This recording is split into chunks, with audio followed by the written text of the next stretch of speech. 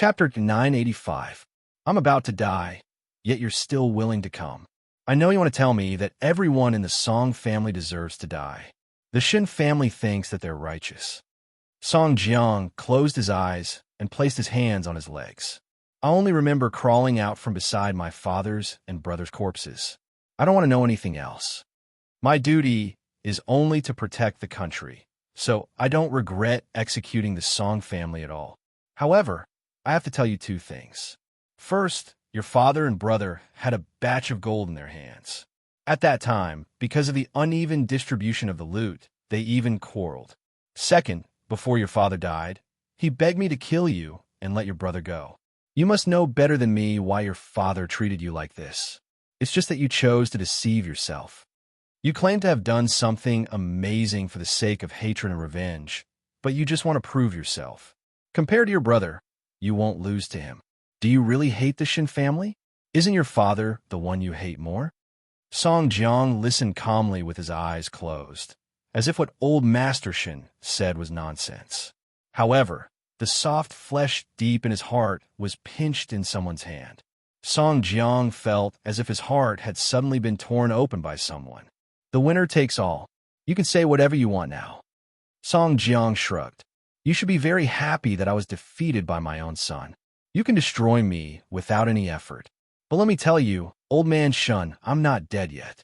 Even if I die, I won't let the Shun family off. Your father doesn't care about you. He left all the good things to your brother and gave the woman you like to your brother. You're indignant and unwilling. Why do all the good things belong to your brother? So, on the surface, you're avenging your family, but in fact, you're indifferent to family love. You don't trust anyone.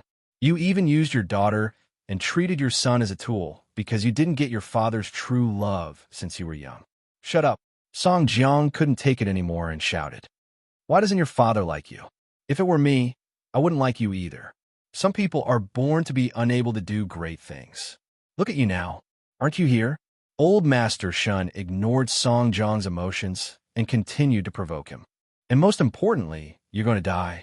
You think you can bring honor to your ancestors and hold your head high in front of your father in the future, but you still can't escape the fate of being executed. I told you to shut up, you old thing. Song Jiang was completely enraged. He stood up from the chair, but he couldn't reach old Master Shun. If I were you, I wouldn't even want to be a ghost. After all, if I go down and see people, I'll be embarrassed. After saying that, Grandpa Shun put on his hood and left the visiting room. He wanted to directly destroy Song Jiang's heart so that Song Jiang would have no desire to struggle. He wanted Song Jiang to recognize how ugly he was. Whether he lived or died, it was of no value to him. Shun to old Shun to old to Shun to Shun to Shun to old to Shun to Shun to he. Of course, with Shun Jianchuan. When the old man came out, Chief Long said to the two of them, I used to think that physical torture was the best way to make a person speak. Only now do I realize how terrifying it is to destroy the heart. One could tell from Song Jiang's pained and crazy expression. He could endure the pain, but the entanglement and pain in his heart was like a blunt knife. It couldn't kill him in one strike, but it would grind against his flesh. I didn't expect the grudge from so many years ago to lead to so many cases. I'm also guilty. Old Shun, don't say that. Chief Long replied immediately. Interrogate Song Jiang properly. Don't let those innocent lives die in vain. With that, old Master Shun and Shun Jianchuan left the 9th Division together. The sky outside was gloomy and cold. Grandpa Shun looked up at the sky and suddenly felt a little helpless. Dad, let's go home. Our family is reunited. Grandpa Shun nodded. Soon, the father and son disappeared from the entrance of the 9th Division. According to Tang Yin, that night, Song Jiang confessed everything, including how he pretended to commit suicide and created the murders of those girls. In fact, he was using Changrong to recruit young girls. Then, in order to rope in power, he gave those young and beautiful girls to powerful people as gifts. When those girls were out of control, or rather, they were tired of being played with by the other party, a suicide case could cover up everything. Although Tang Yin and the others had long known that this would be the result, they still found it unbelievable when they heard Song Jiang say it. Human lives were toys and weapons in his hands. Even Song Boiji and Song Xiaoji couldn't escape misfortune. After that, he also confessed to a few cases he had committed abroad, such as forcing Song Xiaoji's fiancée to death. All in all, the 9 rounds that night were quite fruitful. Old Chung heard the news from Tang Yin at the branch office. He had gotten his revenge, but he didn't feel happy at all. This was because there were at least 10 lives in Song Jiang's hands. How many families were there? As police officers, they guarded the lights of thousands of families, but someone like Song Jiang could easily destroy so many reunions. This kind of person should be shot 10 times. The court knows how to sentence him, Tang Yin replied. Where's Song Boiji? I don't believe he's innocent. Of course, Song Boiji wasn't innocent, but when he went to the 9th Division to make an exchange with Chief Long, he had made the conditions clear. He could give Song Jiang all the evidence of his crimes, but Chief Long had a promise to keep him free. If an ordinary police officer were to face such a matter, they would never compromise, especially Tang Yin. A mistake was a mistake. Your father's mistake and your mistake were not the same thing. However, the 9th Division was involved in major cases. Keeping one person could be exchanged for the safety of many people. After weighing the pros and cons, they had the right to make such a decision. Don't sigh. At least Song Jiang was caught in the end. Tang Yin patted old Cheng's shoulder. It's cold. Let's go back from work. It's time to find someone to warm your bed. Song Jiang was arrested, but Yashang Group did not close down. Song Boiji knew that Jianchuan was not a place to stay for long. So he took the last capital of Yashang Group and emigrated abroad. Being disabled might be the biggest punishment for him. However, before he left, he sent someone to deliver a letter to Mu Chi-Chi. Little bride, don't let me see you next time. Otherwise, I won't be able to resist chasing after you. Mu Chi-Chi quietly tore the letter because she could imagine how black someone's face would be if they saw it. Mu Chi-Chi also knew that Song Boiji had done many evil deeds, but he had done a meritorious deed by reporting her father. Now, he had even slipped away. Moreover, to be liked by such a scumbag. She just wanted to spit on him. Spit on what? Master Xiao asked as he took off his clothes behind her. Chapter 986. There's something in my mouth. Mu Chi-Chi quickly played dumb. Let me see. With that, Sheng Xiao turned Mu Chi-Chi's head around and kissed her. When Mu Chi-Chi couldn't breathe, he said, There's something. Xiao, what were you looking at just now? Do you think I didn't see it? Sheng Xiao was jealous. He hooked his arm around Mu Chi-Chi's neck and snorted. You only belong to me. Don't even think about it. Mu Chi-Chi rolled her eyes and expressed helplessness at Sheng Xiao's possessiveness. Speaking of which, we're not legally husband and wife yet. If it weren't for the fact that she was still in confinement, Sheng Xiao would have slapped her little butt. Can you repeat what you just said to me? Mu Chi-Chi did not have the guts. She shrunk her neck and used breastfeeding as an excuse to leave Sheng Xiao's sight. The two of them had been registered abroad for a long time, but the domestic law had yet to recognize them. Mu Chi-Chi's birthday was around the corner. Could it be that he, Sheng Xiao, couldn't change the marriage certificate even if he wanted to? Since she had already given birth to her daughter, she could forget about escaping. From that day onwards, Mu Chi-Chi felt that Sheng Xiao had been mysterious all day. Although he had helped her coax her daughter and carry the child as usual after he returned from Zhongting, she still felt that something was wrong. For this reason, she specially went to ask Mama Sheng after little Chi fell asleep. However, Mama Sheng said that she did not feel that there was anything different about Sheng Xiao and told Mu Chi-Chi not to think too much. Mu Chi-Chi finally endured it until Sheng Xiao returned home. When she saw him carrying his daughter the moment he entered the door, Mu Chi-Chi suddenly exploded. I knew it. Now that you've entered the door, the first person you look at isn't me. Sheng Xiao said coldly. We're not legally husband and wife. Why should I carry you? Mu Chi-Chi was speechless. I was just joking with you. Did you have to be angry for half a month? Mu Chi-Chi suddenly felt very wronged. I'm not busy being angry. I'm just busy making our marriage a reality. With that, Sheng Xiao pointed at the marriage certificate on the bedside table with his chin. Mu Chi followed his gaze and was stunned. What's this? See for yourself. Mu Chi picked up the two red booklets and flipped open one of them. She was confused when she saw a silly photo of herself with Sheng Xiao. This is?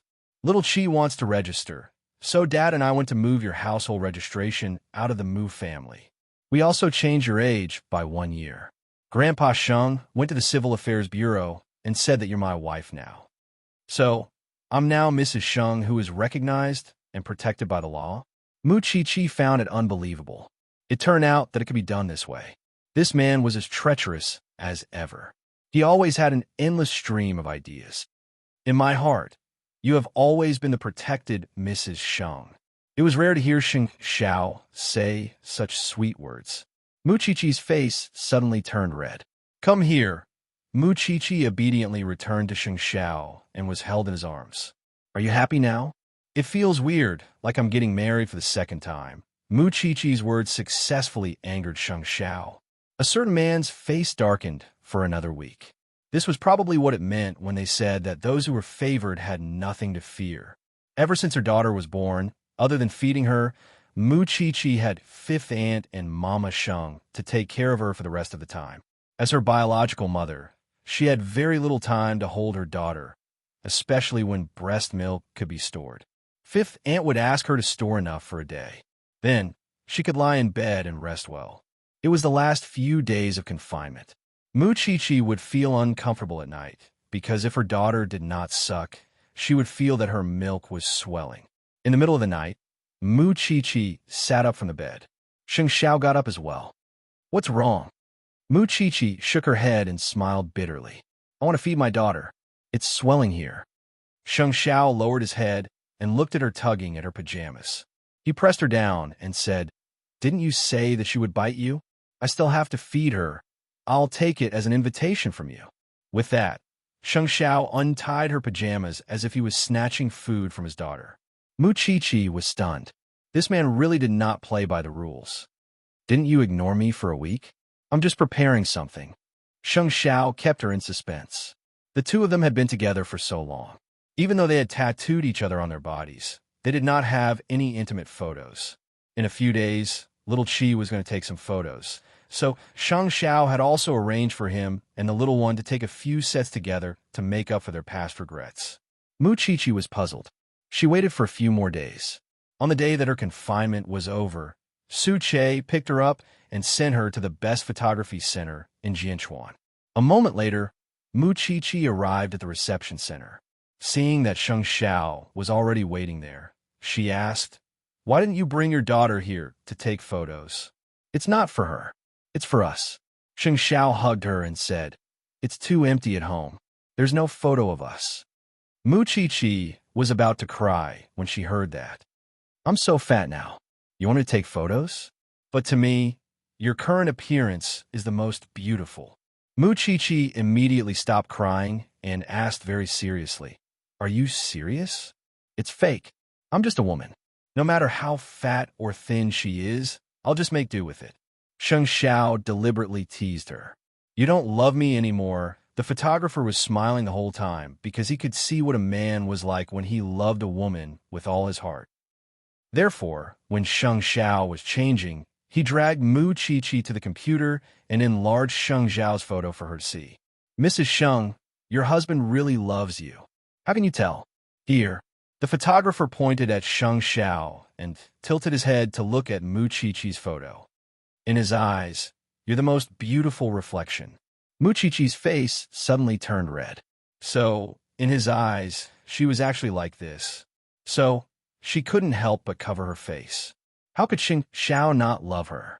He simply loved her so much. When Sheng Xiao came out of the changing room, Mu Chi immediately pounced on him and hugged the man. Sheng Xiao frowned and looked down at Mu Chi. What's wrong? Nothing. I just suddenly discovered your secret. She had been with him since she was 17. Now, the two of them were already parents. Their relationship did not seem to have changed. In the past few years, they only had each other. However, even though their daughter was born, the two of them had many things that they had not had time to do, such as taking photos and traveling. Sheng Xiao would soon let Mu Qiqi go back to school. However, before that, he only wanted to take her abroad for a sweet honeymoon. Time flew by. Soon, 2 years had passed. Mu Qiqi, who had graduated from Shangting, had passed the national exam and officially become a forensic doctor. She had returned to the Jinchuan branch office. As for the little darling of the Sheng family, she was already 2 years old. Recently, the thing that gave Mu Qiqi a headache was that the child was very attached to Sheng Xiao at home and always ignored her biological mother. She could walk now and call for daddy and mommy. However, this child had liked to look at appearances since she was young. She acted cute and relied on her father. Therefore, recently, Sheng Xiao had fallen in love with getting off work early.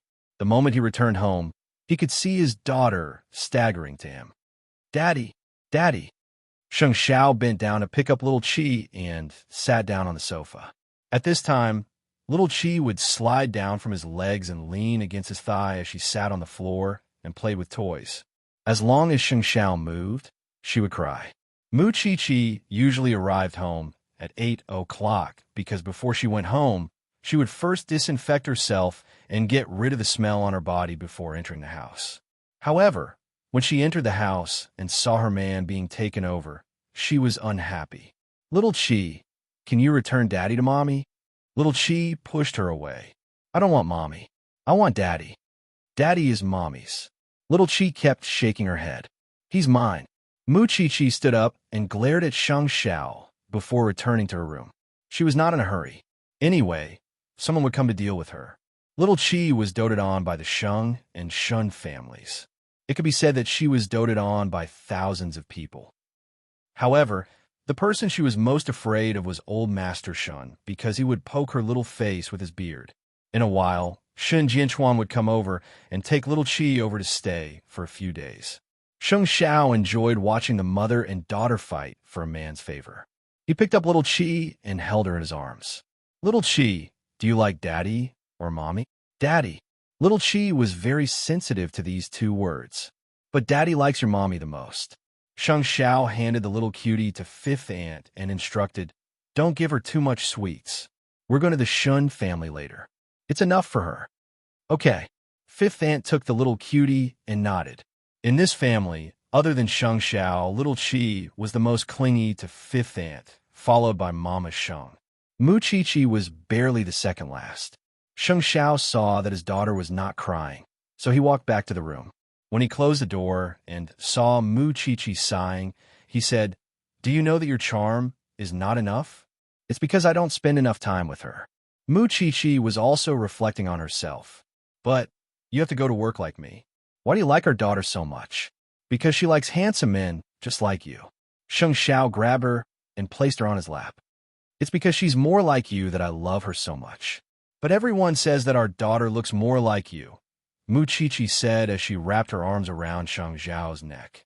After his daughter was born, Sheng Xiao went for the surgery because he had promised Mu Qiqi that he only wanted little Qi as his child. He had witnessed the birth of the little guy with his own eyes. For this, he had been angry with his daughter for a long time. Mu Qiqi was also very satisfied with this. With her daughter around, there would be someone to inherit the love between her and Sheng Xiao. Sheng Xiao caressed Mu Qiqi's hair and kept sighing. "This is my eldest daughter. The one outside is my youngest daughter." Chapter 987. "You have such a heavy taste. Why are you sleeping with your daughter?" Mu Qiqi snorted. Sheng Xiao hooked her chin and whispered in her ear, "Could it be that someone has forgotten to call me daddy on a certain day in the past?" Mu Qiqi broke free from his grasp and stood up from his embrace. "The older you get, the more indecent you become." Sheng Xiao pulled her back and pressed her down on the sofa. "Little Qi isn't here tonight. No one will snatch me from you." Speaking of this, Mu Qiqi was filled with bitterness and tears. Little Qi was already 2 years old, but she was too clingy to her father, so she always slept between her and Sheng Xiao at night. Although Sheng Xiao always quietly carried her to the small bed in the middle of the night, with such a little thing in the middle, they no longer had the mood to do anything else. "Who wants to snatch you from her?" "Master Xiao, get this straight. I'm not even 25 years old this year. I still have a lot of young men looking at me. Is that so? Sheng Xiao leaned over and deliberately left a very clear kiss mark on her neck. I'm also very confused. Who in Jianchuan doesn't know that you're my woman?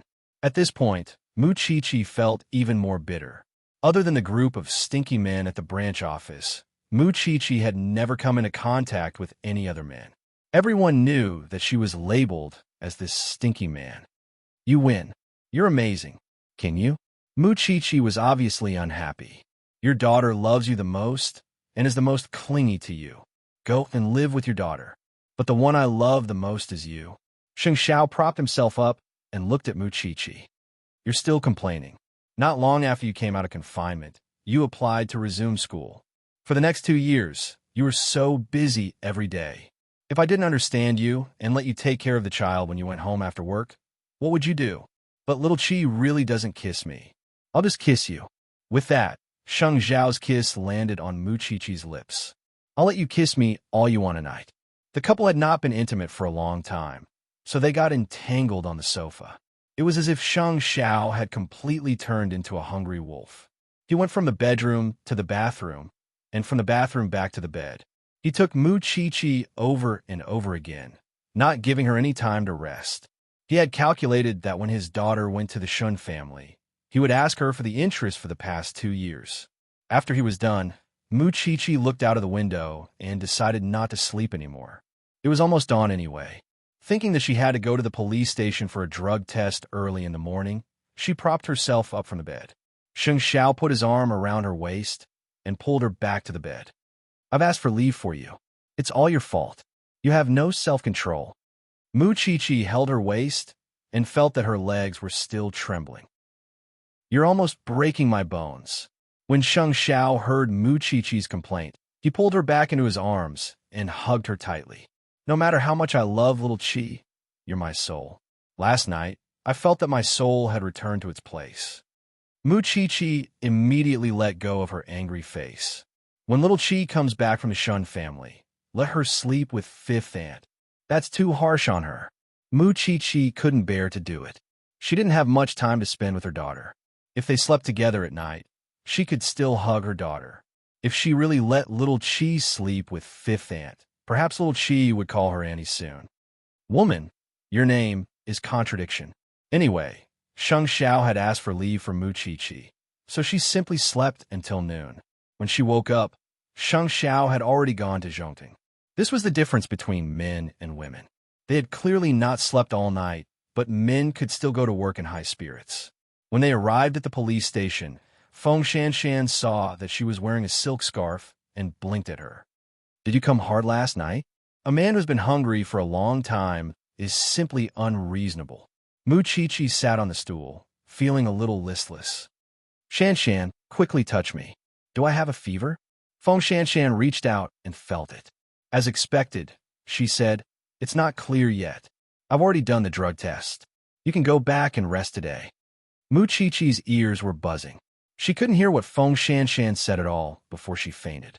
Feng Shanshan was so scared that she quickly took out her phone and called Sheng Xiao. When Sheng Xiao heard that Mu Qiqi had fainted at the branch office, he immediately postponed the meeting and brought Mu Qiqi back to the Banyan courtyard.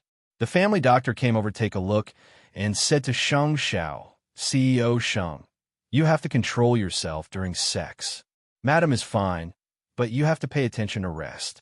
Mu Qiqi had actually woken up a long time ago, but when she heard the doctor's words, she only wanted to find a hole to hide in.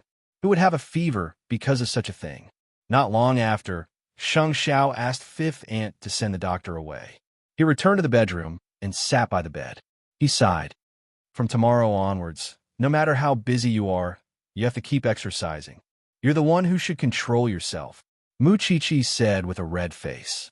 You even embarrass me in front of the doctor. Sheng Xiao hugged her in his arms and kissed her forehead. Don't do this next time. If you have a fever, I'll be the one feeling sorry for you. Mu Qiqi buried her head in Sheng Xiao's arms, unable to say anything at this moment. The two of them were still the same as before they got married. No matter how mature and steady Sheng Xiao had become in front of outsiders, The way he doted on Mu Chi-Chi was almost the same as before. Sometimes, it was even more than before. As for Mu Chi-Chi, because she was an official forensic doctor, she naturally had a cold and serious face when she was working. However, in front of Sheng Xiao, she was still the young girl who had a crush on him. All right, you can go back to Zhoning to work. I'll rest at home. Okay. Sheng Xiao kissed her forehead and placed her steadily on the bed. Mu Chi-Chi quickly fell asleep. However, when she woke up at night, she saw Sheng Xiao holding his computer and sitting on the sofa in a video conference.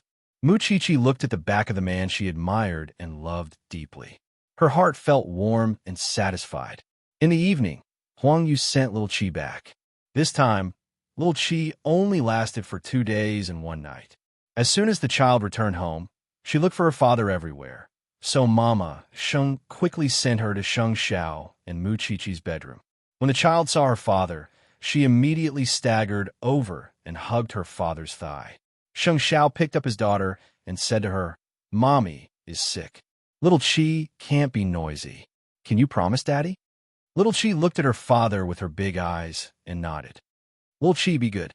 Then, if Mommy isn't feeling well, what should I do?" Little Qi turned her head and looked at Mu Chi-Chi, who was lying on the bed. Then, she slid down from Sheng Xiao's leg and ran to the bed. She wanted to climb onto the bed, but her legs were too short. When Sheng Xiao saw this, he helped her. However, Little Qi climbed to Mu Chi-Chi's side and rubbed her little head against Mu Chi-Chi's neck. "Mommy!" Mu Chi-Chi immediately hugged the child and cried in satisfaction. "Good baby." Chapter 988. When Little Qi was a little older, Sheng Xiao was much stricter with her. For example, he had to let the little child sleep in her own small room. Also, he would not let Little Qi act coquettishly on him anymore. The boundaries were established bit by bit. Little Qi knew that her father was not like before, where she could be hugged anytime and anywhere. Fortunately, the other family members still loved her, so she quickly forgot about this matter and returned to being the happy little girl she used to be. However, she liked her father even more because a little girl's heart was always respectful and loving of her father. Sheng Xiao was more willing to spend time with Mu Chi-Chi. Recently, this person had been on the legal news because of her profession and gained a large number of fans. How could he not panic? Mu Chi-Chi could clearly feel the man's change. Although she knew that Sheng Xiao doted on her, her daughter was still so young. Mu Chi-Chi could not bear to be rejected by her father. "Little Qi is our daughter. Of course I love her, but that's different from the relationship between us. Because the person I'm going to spend the rest of my life with is you. So to me, the most important person in this life is also you. Little Qi will have her husband to love her in the future, but you only have me, and I only have you." From then on, Mu Chi-Chi stopped saying such things because she knew that this man would know his limits. He could be a good husband and a good father. Recently, during the rainy season, there were many murders in Jianchuan. Mu Chi-Chi and Feng Shanshan did not relax for a moment in the laboratory. The body that had just been sent was a young man in his early 20s. He had fallen to his death. The family did not believe that the deceased had committed suicide.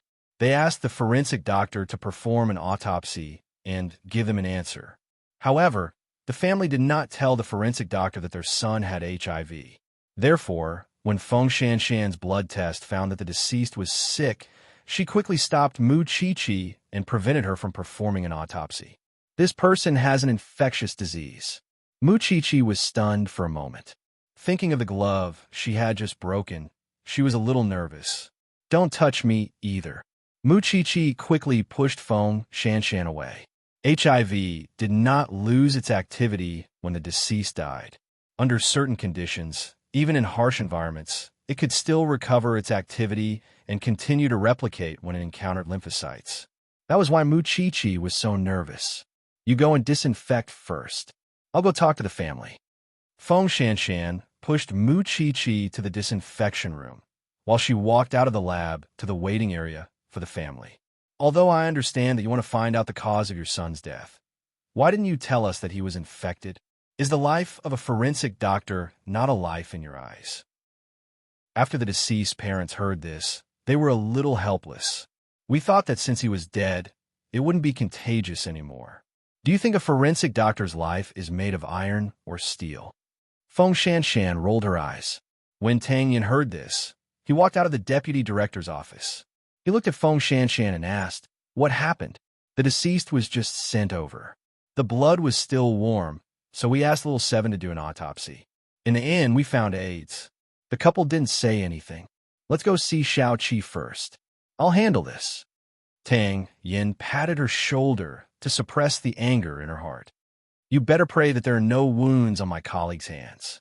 With that, Feng Shanshan returned to the lab and carefully examined Mu Qiqi's hands. "It's a blessing in disguise, but there are children at home. Go home and disinfect them properly tonight." "I'm not going home tonight. I've already called Master Xiao just now.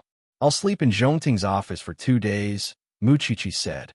"What, there are any wounds that I didn't notice? The little girl likes to kiss me recently. I don't want to regret it. It's not that I'm saying this, but these people are really wicked." Feng Shanshan was dissatisfied. "I'll take out the body first and deal with it before dissecting it." Mu Qiqi knew that Feng Shanshan was worried, so she smiled and shook her head. "It's fine. Isn't there a special research studio under the CEO? Let him take you to do the examination and disinfection." "Got it." Mu Qiqi nodded. In the evening, Sheng Xiao personally drove to the branch office to pick Mu Qiqi up from work. After knowing about the AIDS, he immediately sent Mu Qiqi to the research lab under Zhongting. This research lab existed for Mu Qiqi. Most of the things that were developed were for Mu Qiqi's convenience. After that, Sheng Xiao applied for the patent and put them into production. "Don't touch me before the results are out." Sheng Xiao did not care about her. The two of them were one, so there was nothing to avoid. "There's nothing on your body that I can't touch." Sheng Xiao held her hand and did not allow her to refute. He directly sent her to the laboratory. After 2 hours of examination and disinfection, the researchers sent Mu Qiqi back to Sheng Xiao's side. "CEO Sheng, don't worry. We've already thoroughly disinfected Madam. Moreover, she won't be infected with the virus." Sheng Xiao held Mu Qiqi's hand and brought her out of Zhongting. "Are you relieved now? If you're really infected, at most, we'll be one. Anyway, we just need little Qi. But I still don't want to go home tonight. I want to go to your office," Mu Qiqi said as she tugged at Sheng Xiao's arm. "You want to sleep in the office? Can I take it as an invitation?" Sheng Xiao suddenly turned his head and smiled at the little woman beside him. "It's not impossible, but I'll stay with you. You're really not afraid of death at all." Mu Qiqi could not persuade him. The couple did not go home that night. Although Mu Qiqi felt that it was indeed a little too much, only those who had come into contact with this profession and this virus would know what kind of feeling it was in their hearts at that moment. It would be a lie to say that she was not afraid of death. She had a happy and beautiful family. She did not want to lose everything because of this. With this lesson, she had to be more careful in the future. Sheng Xiao, on the other hand, looked indifferent. He looked as if he would go to heaven and hell together in life and death. Mu Qiqi was very helpless, but she also loved him very much, because she knew that even if she was infected with an infectious disease and had an incurable disease, Sheng Xiao would never give up on her. Late at night, when they were resting, Sheng Xiao pressed her against the bathroom and kept kissing her as if he wanted to tell Mu Qiqi, "As long as I'm here, even if the king of hell wants to, he won't take you away because I'll snatch you from him. You're always so domineering," Mu Qiqi replied as she wrapped her arms around his neck. "So, you have to accompany me until I'm 70 or 80. With that, Sheng Xiao forcefully took Mu Qiqi and let her feel his presence in the misty bathroom. "Don't let your imagination run wild anymore. Otherwise, I'll make sure you can't get out of bed tonight." Chapter 989. The saddest thing in life was to have a baby face that looked like he was in his early 20s when he was already in his early 30s. As the chief assistant of Zhongtang CEO, Su Che's annual income was 7 figures, and he had a house and a car. He should be at the age to start a family, but he did not even have a girlfriend. As the little princess of the Sheng family grew up, he came home earlier and earlier. That meant that Su Che had more and more free time. In fact, it was Muchichi's intention. Suche should have found someone to accompany him a long time ago. It was another boring night when Suche was called home for dinner by his big brother. In fact, it was to arrange a blind date for him. The other party was an English teacher who had studied abroad. He heard that Suche was a good man and wanted to meet him, but he quickly got up and left when he saw Suche. Rumor had it that Suche was already 32 years old, but the young man in front of him had just reached adulthood. Although he was handsome, but what women could not stand the most was looking older than the people around them, which was why he left immediately. "Brother, can you not make such arrangements?" Suche was helpless. "I'm thinking about your happiness." A voice came from the kitchen. "Where's Yang Yang?" Suche changed the topic and looked around for his nephew. "He's been addicted to games and doesn't even eat." Suche answered while cooking. Suche pushed open the door to his nephew's room and saw him fumbling with his phone. "Whoa, I dropped stars again." The well-behaved little boy jumped up when he saw Suche. "Quick, help me play games, help me rank, help me get stars." Suche took the phone with a frown. The child had been addicted to mobile games recently. Kings of Glory was a very popular game recently. Adults and children could play a game as long as they sat on the sofa for half an hour. It was indeed very relaxing. He was Zhongting's assistant after all and had extraordinary skills. But now, he was being suppressed by his nephew to play games? "If I help you get stars, will you eat obediently?" Suche asked the child in his arms. Tick. Suche put the child down and looked at the game's controls seriously. "What hero do you usually use?" "Lu Ban." The child scratched his head and laughed. "Because he's a primary school student. He fits my temperament."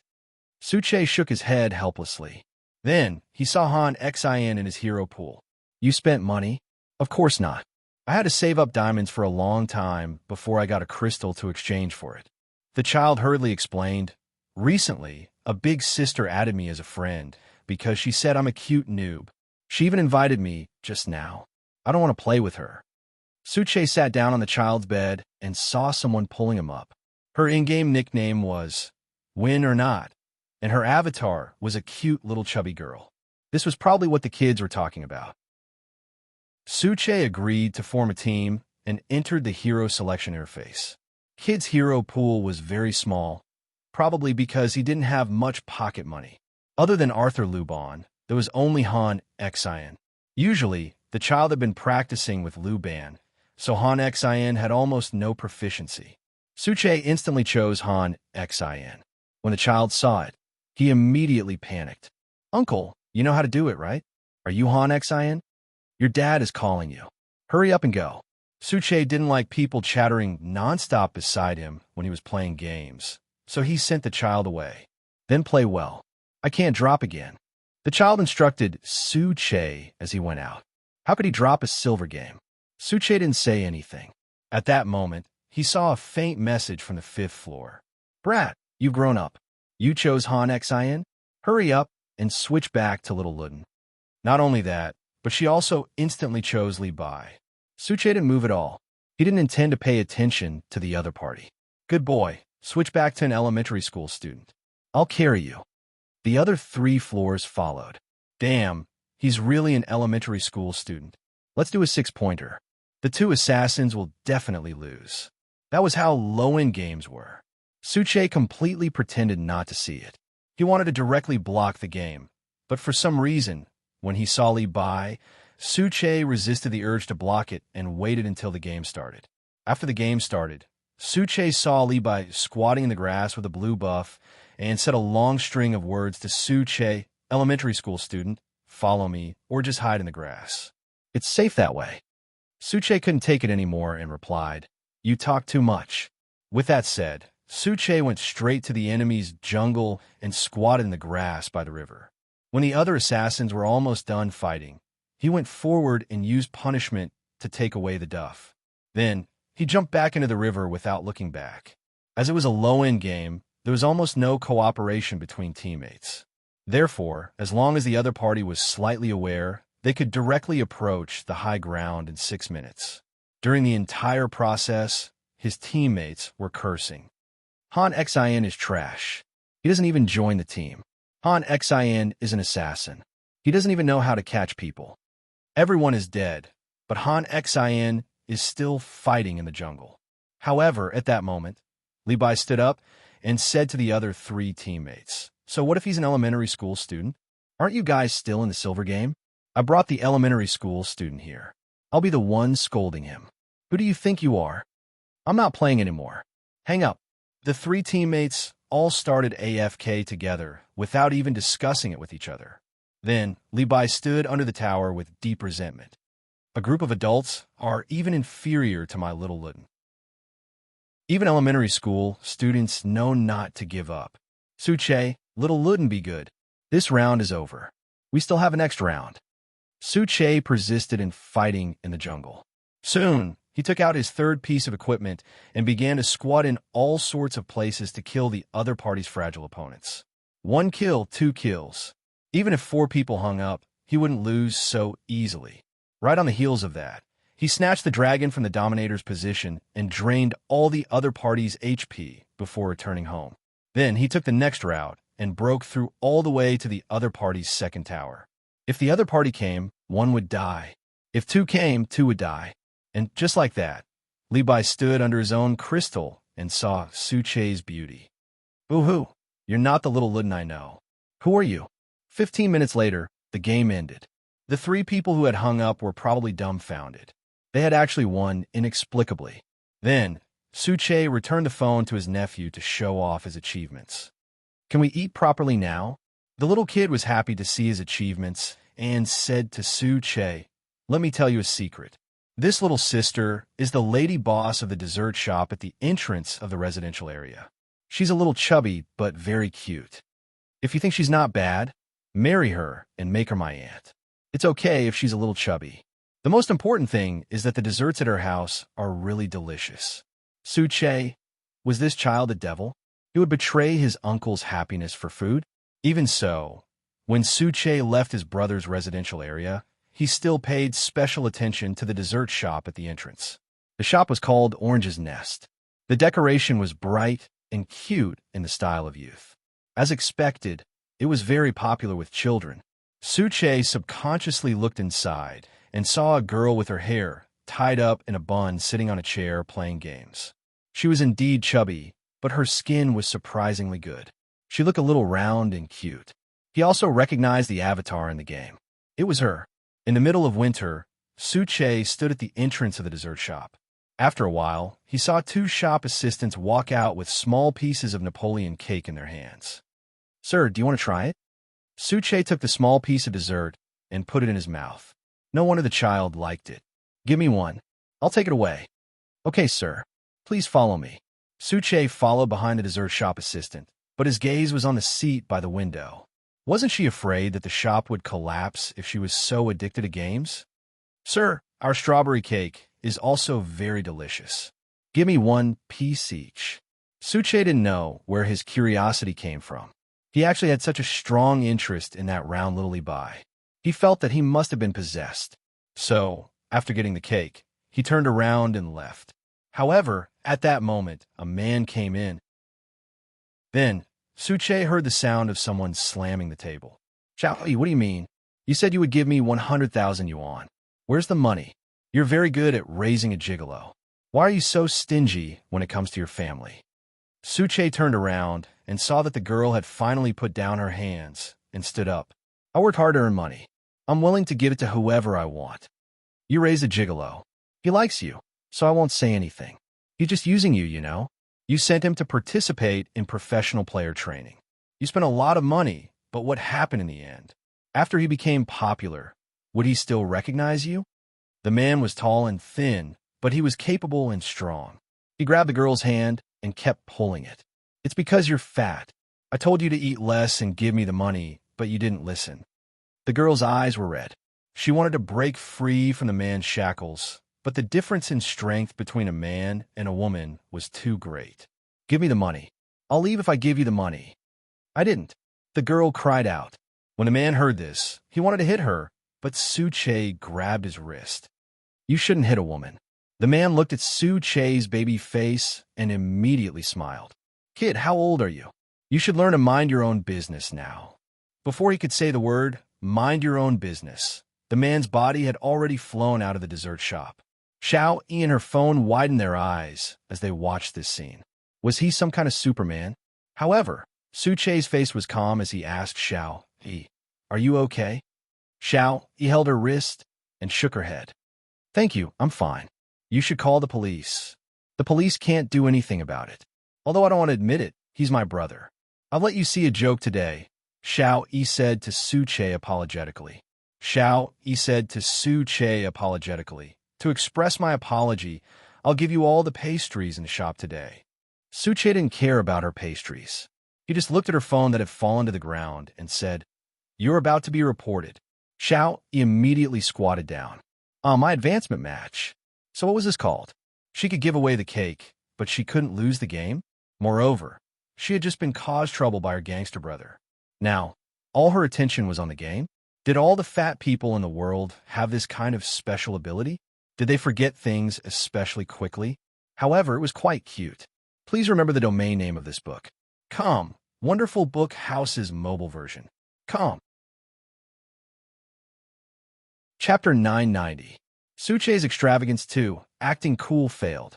Her name was Xiao Yi. She wasn't fat in the past. She knew how to make authentic European-style pastries and was once a high-class pastry chef in a 7-star hotel. However, ever since she met a scumbag, her life had undergone earth-shattering changes. Because the other party was a gaming genius, she spent money to send this scumbag to the best professional team training, making him famous. However, the night he received the trophy, he rolled into bed with his new lover. From then on, she was unable to recover. She opened a dessert shop, played games on a daily basis, and tried out the new products. Soon, she became like this. However, because the taste of the cake was too good, even if she opened a dessert shop casually, it would still be very popular. In order to stop the customers, Xiao Yi thought of a method to limit the number of customers. However, it still did not stop the endless stream of customers. Instead, it became even more famous in the vicinity. Everyone knew that the lady boss of the dessert shop gave up her business in order to play games. She was very awesome. The owners of the 2 fast food restaurants nearby saw that her business was booming and wanted her to take over their shops. However, the lady boss said, "Expand a shop? Not interested." Was this the legendary Buddhist way of doing business? Xiao Yi's family had a prodigal brother who would come to cause trouble from time to time. However, ever since he was sent flying by the little brother last time, he had never come again. She didn't know if he was recuperating at home. Thinking of the little brother that night, Xiao Yi couldn't help but sneer at herself. He should be a little brother. She was already 27 years old, and the other party was at most in his early 20s. Thinking of this, Xiao Yi opened the Honor of Kings game interface again and found that her little disciple was actually online. Win or not. Little Luden, are you ranked? Jiba Primary School. Don't call me Little Luden. I know Han Xian. Win or not. Tell me honestly, you weren't the one who beat Han Xian that night, right? Xiao Yi pouted. This primary school student had actually learned to ask for help. Jiba Primary School. It's my uncle. Handsome, right? Let me tell you, he knows how to jump on roofs and walk on walls. I admire him the most. Win or not. Do you think your uncle is a gecko? Jiba Primary School. My dad is in. Retreat. Xiao Yi looked at little Luden's blackened profile picture and suddenly thought of that night. The little brother in the brown windbreaker had sent her scumbag brother flying with one kick. Could it be that there really was a Superman in this world? Just as Xiao Yi was thinking about it, she saw Superman come to her door again. This time, he was wearing a white down jacket and looked like a high school student. It was good to be young. It's you again. I'm really sorry that I didn't get to thank you properly that night. Su Che glanced at Xiao Yi and found that she was quite normal today. She chatted and laughed with him as she worked at the cashier. Give me a chocolate cake. I still have $3 left. You can take them all. I'll only charge you. As Xiao Yi packed for him, she said, seeing how handsome you are, I'm guessing you're no more than 22, but your skills are actually so good. After hearing Xiao Yi's words, Su Che was stunned. Then he took out his ID from his wallet and handed it to Xiao Yi. Xiao Yi took the ID card with a dumbfounded expression. After taking a look, her attitude became respectful. "Big brother, I'm sorry. Actually, I'm not that old," Suche said lightly as he took back the ID card. "Your chocolate cake is packed. Please take care." Xiao quickly stuck out her tongue. Who would have thought that such a handsome guy who looked so fresh and tender was actually 32 years old? Those people who had been injected with hyaluronic acid would probably die of anger when they saw Suche. Suche didn't say anything else. He took the cake and turned to push open the glass door of the dessert shop. These things were all to be dedicated to his little nephew. When the little kid saw that Suche had bought so many cakes, he naturally flew into the sky. What a joke.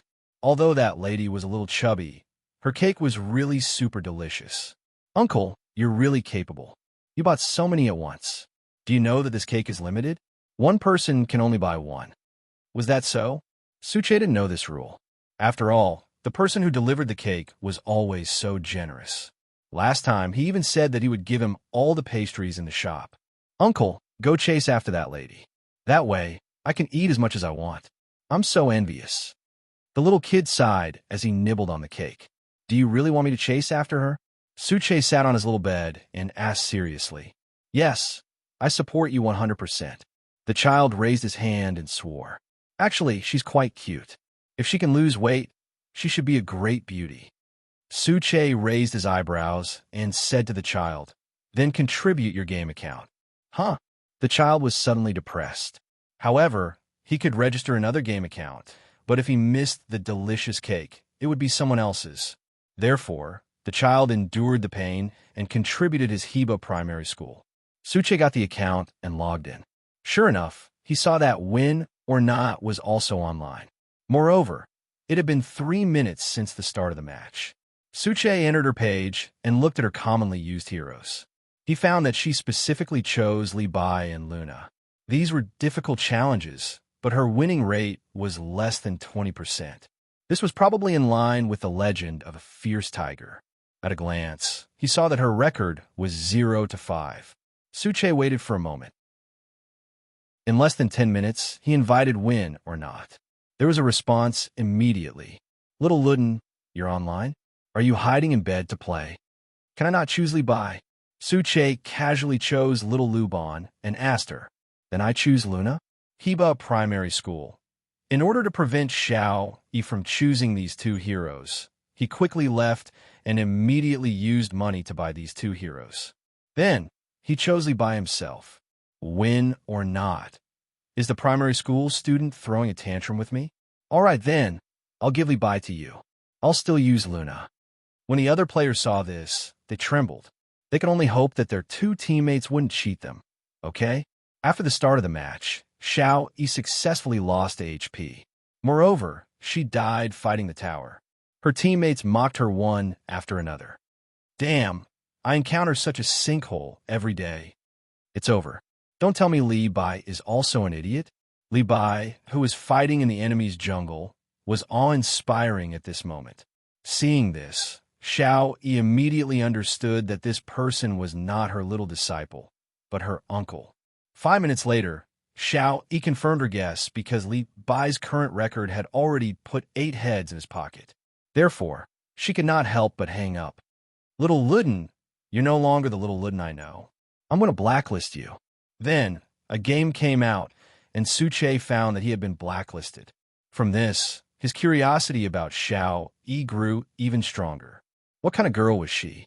Because he had been blacklisted, the account was useless. So, Suche returned the account to the little brat. Brother-in-law, don't tell me you failed to act cool? Suche thought to himself. Why don't I go straight to the shop to look for her? But wouldn't that be too abrupt? I can only say that Miss Xiao Yi has a very interesting soul. End of this chapter. Chapter 991. After much consideration, Suche still didn't do that because he didn't have the status or reason to do so. However, the number of times he came to the dessert shop had obviously increased. When he had nothing to do, he would come over to buy pastries. And because Xiao Yi was his benefactor, she would break her own principles every time and give Suche a lot of pastries. In the end, Suche's little brat actually gained a few pounds. Big brother Su strictly protested against Su Che's behavior. If this continued, the child at home would soon get diabetes. If it weren't for the child's game, Su Che might never have had any interaction with a dessert shop owner. They were people from different worlds, but Su Che had a lot of curiosity about Xiao Yi. However, in the past few days, Xiao Yi hadn't appeared in her dessert shop.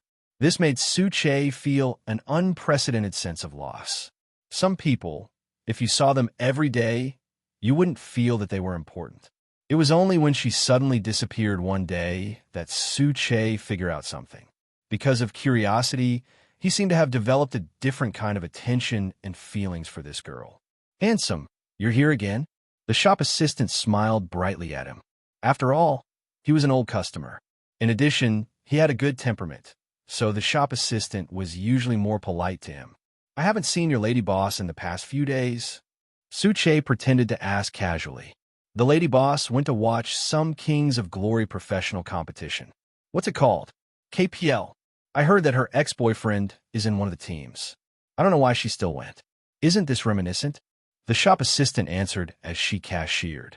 Su Che got the answer and also checked the recent situation of the KPL competition. This girl didn't seem to be afraid of getting hurt.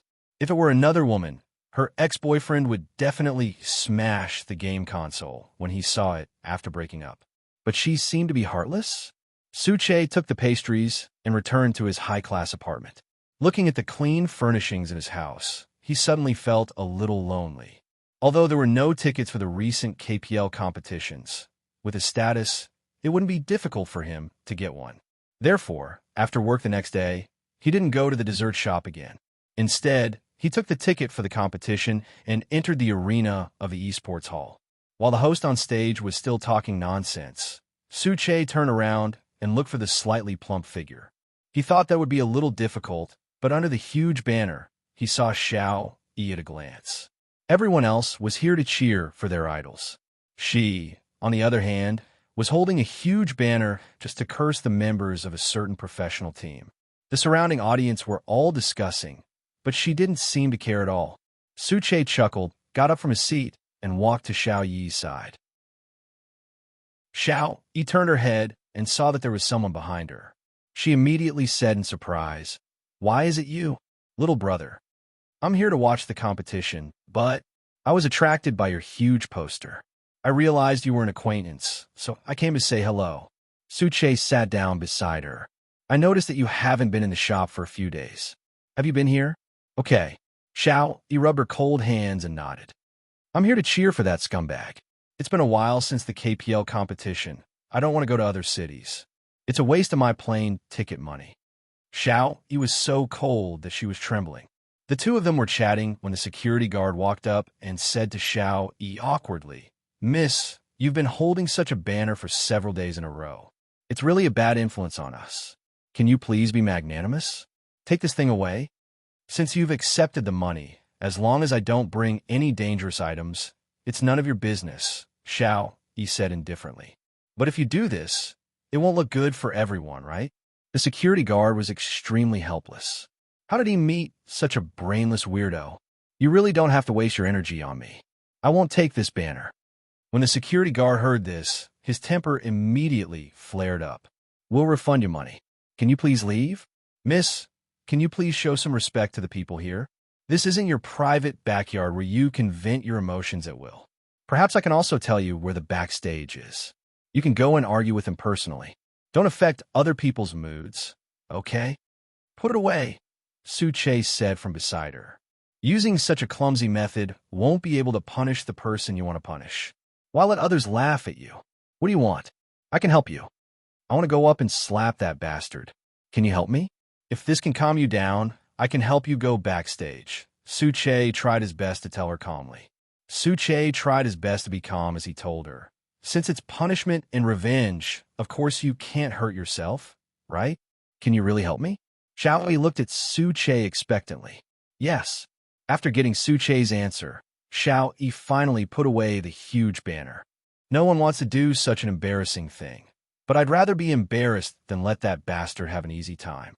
There are many ways. For example, publicizing that bastard's shameless actions or finding someone to secretly beat him up, or finding someone to seduce his current girlfriend and cheat on him. At the very least, sleeping with his coach and becoming his master's wife. When Xiao Yi heard this, she immediately laughed out loud. What kind of rotten idea is that? That's better than you attracting a crowd here, right? I've sponsored that bastard for 3 years, turning him from a poor loser into a millionaire. I really didn't expect that the first thing he did after he became famous was to kick me away. When Xiao Yi spoke of this matter, her eyes were red, but under the powerful spotlights in the venue, it was not obvious.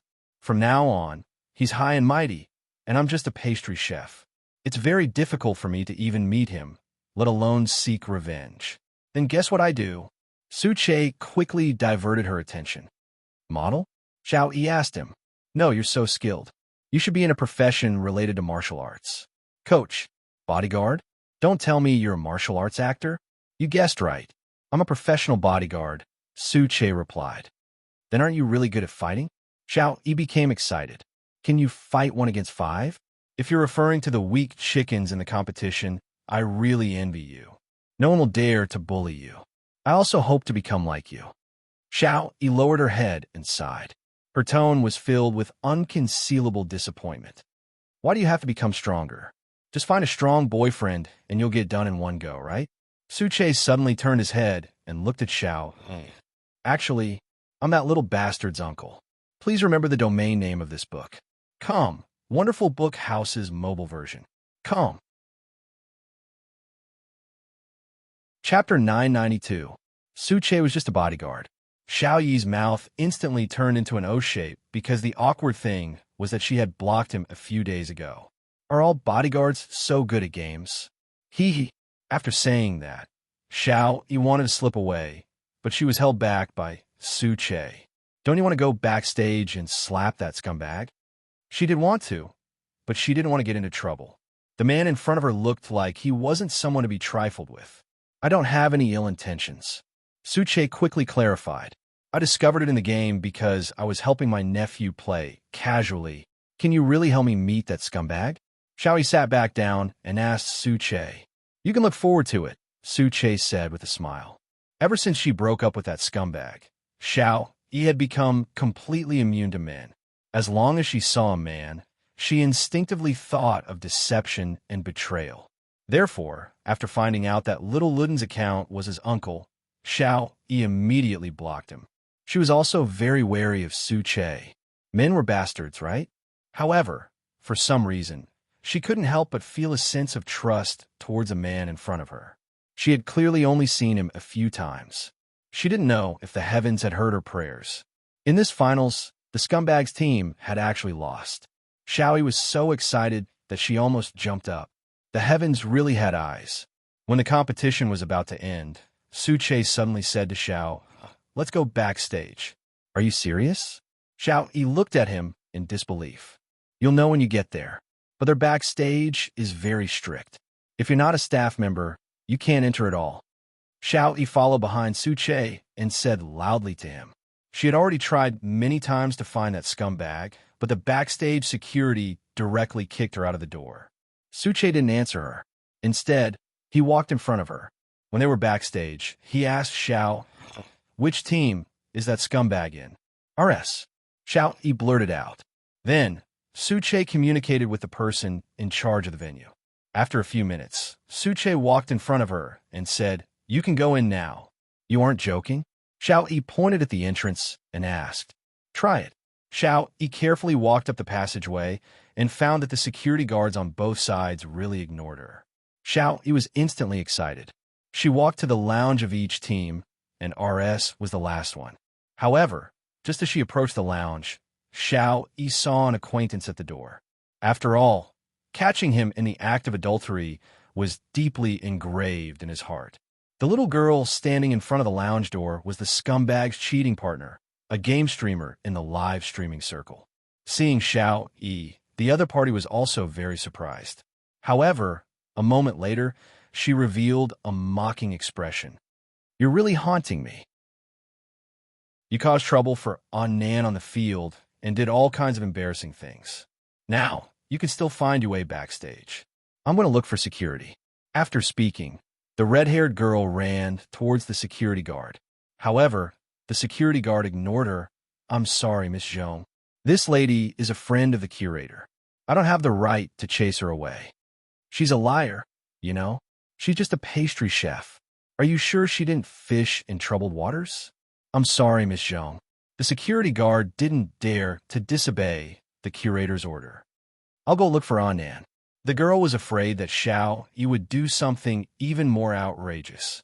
She wanted to escape, but Xiao Yi grabbed the corner of her shirt. You should apologize to me for what happened a few years ago, right? I don't understand what you're talking about. The girl broke free from Xiao Yi's grip and tilted her head to the side. You don't understand? When you were with Mo and Nan, you should have known that he had a girlfriend, right? Fat girl, I'm really not mocking you. Look at you now. Do you think Annan can eat a piece of fat meat like you? The other party couldn't refute the fact that she was a mistress, so she launched a personal attack on Xiao Yi. I have nothing to say to you. I just want an apology. Is it that hard? I have no intention of snatching the scumbag back. I'll give him to you directly, but I want you to apologize to me. Xiao Yi was very stubborn.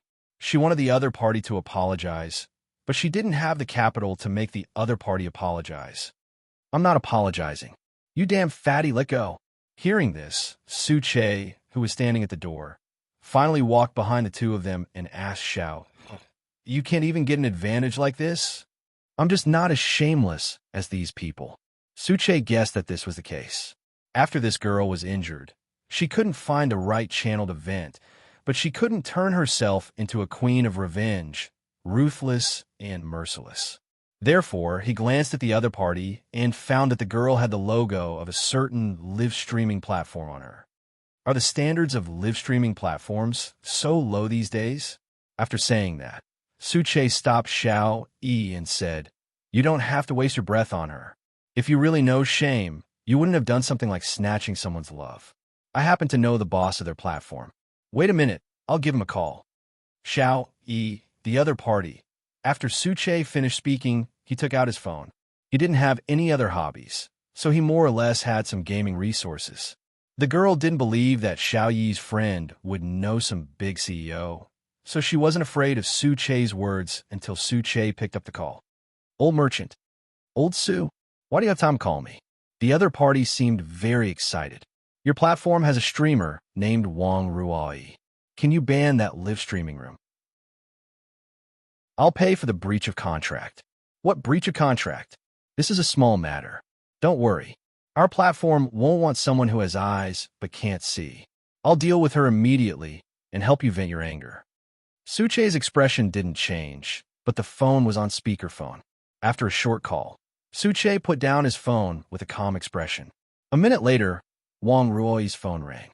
She picked up the phone in fear. Then, she slid down, and the company directly informed her to close down her live streaming room. It hadn't been easy for her to achieve her results, and it hadn't been easy for her to accumulate popularity. Because of a phone call from the other party, all her years of hard work had gone down the drain. Seeing her ugly expression, Xiao Yi turned to look at Su Che with a questioning expression. However, Su Che shrugged and said to her, Just now, the director told me that after the RS team's competition ended, they left in a car. Because they were eliminated, you probably won't be able to see them today. However, I guarantee that they will definitely look for you because of this woman. Xiao Yi's mouth once again formed an O shape. You? Who exactly are you? A phone call can decide a person's life and death. I don't believe that you're just a bodyguard. I'm just a bodyguard. Su Che spread his hands, indicating that he was innocent. It was just that the person he was protecting was not ordinary. End of this chapter. Chapter 993. Su Che's Extra 5. You're not fit to call me by my name, Xiao. You didn't believe Su Che's nonsense at all. How could a bodyguard have a friend like the owner of the dojo and also be brothers with a domineering president? You're protecting the president, right? Su Che could not deny that. After all, Sheng Xiao was someone who could stand shoulder to shoulder with the president. No matter what, thank you for today. I didn't get to see the scumbag man. Beating the bitch up was also very satisfying. Maybe you think I'm a lunatic? It's very late now. I'm going home. Thank you, big bodyguard. I'll see you off. No need, I'm driving. Xiao Yi waved the car, key in her hand. Come to my shop tomorrow. I'll treat you to the best food. Su Che didn't force her. He only sent Xiao Yi to the entrance of the venue and watched her drive away before he felt relieved. Su Che really didn't understand Xiao Yi. On the surface, she seemed carefree, as if she was very casual about everything. However, for some reason, Su Che had a strong premonition. Such a girl's heart must have been thoroughly tempered. Otherwise, how could she be as firm as a rock? When she returned home, Xiao Yi immediately locked herself in the dark living room. She never opens the curtains because she is used to the darkness. In the few years that she was abandoned by that scumbag, she had suffered a lot and suffered from all kinds of mental illnesses. The reason why her body was fat was because of the side effects of taking medicine. She couldn't accept it, and she couldn't forgive him, so she trapped herself in this small space. It seemed that this was the only way she wouldn't be cheated and betrayed. The feeling of being hurt by love could only be understood by those who had experienced it. As she cried, she laughed, and as she laughed, she suddenly burst into tears. Xiao Yi felt like she was a walking corpse. She had tried all kinds of ways to save herself, but to this day, she still couldn't extricate herself from the whirlpool of betrayal. Su Che was outside Xiao Yi's house. He watched as Xiao Yi entered the small courtyard, but the lights in the house were not on. He could see a faint figure in the house under the streetlight. Did she like the dark?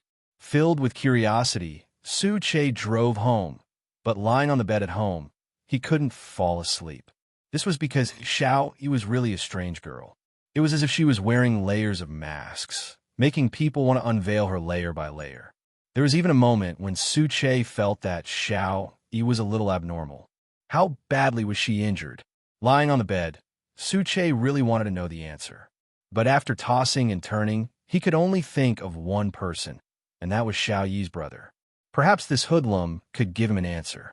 The next day, after Su Che got off work, he found out where Xiao Yi's brother lived and drove to the small shop. Compared to his sister's talent, Xiao Yi's brother could only rely on selling some small department stores to make a living. However, he was a gambler. After losing the bet, he didn't dare to tell his wife about it, so he could only look for his sister. This man was called Xiao Tong. After being kicked by Su Che that day, he had to lie in bed for 2 days. When he was finally able to get out of bed, he did not expect to see the nightmare of Su Che again. Seeing that the other party was about to run, Su Che quickly went forward to stop him. I'm not here to cause trouble for you. Xiao Tong curled up into a ball and looked at Su Che defensively. It was because that kick was deeply engraved in his heart. Su Che sat down beside Xiao Tong and expressed his purpose for coming to him. When the other party heard this, he knew that this man was interested in his sister. I can tell you about her past, but you have to help me pay off the 100,000 yuan gambling debt I owe. Xiao Tong demanded an exorbitant price. Just from Su Che's clothes, he knew that his identity was extraordinary. I can pay off your gambling debt, but you can't continue gambling, especially not your sister. Su Che agreed, but there were conditions. Xiao Tong thought for a moment and nodded. It's a deal. Tell me your account number. I'll transfer it to you later. But Xiao Tong, don't play tricks with me. I can monitor your movements at any time.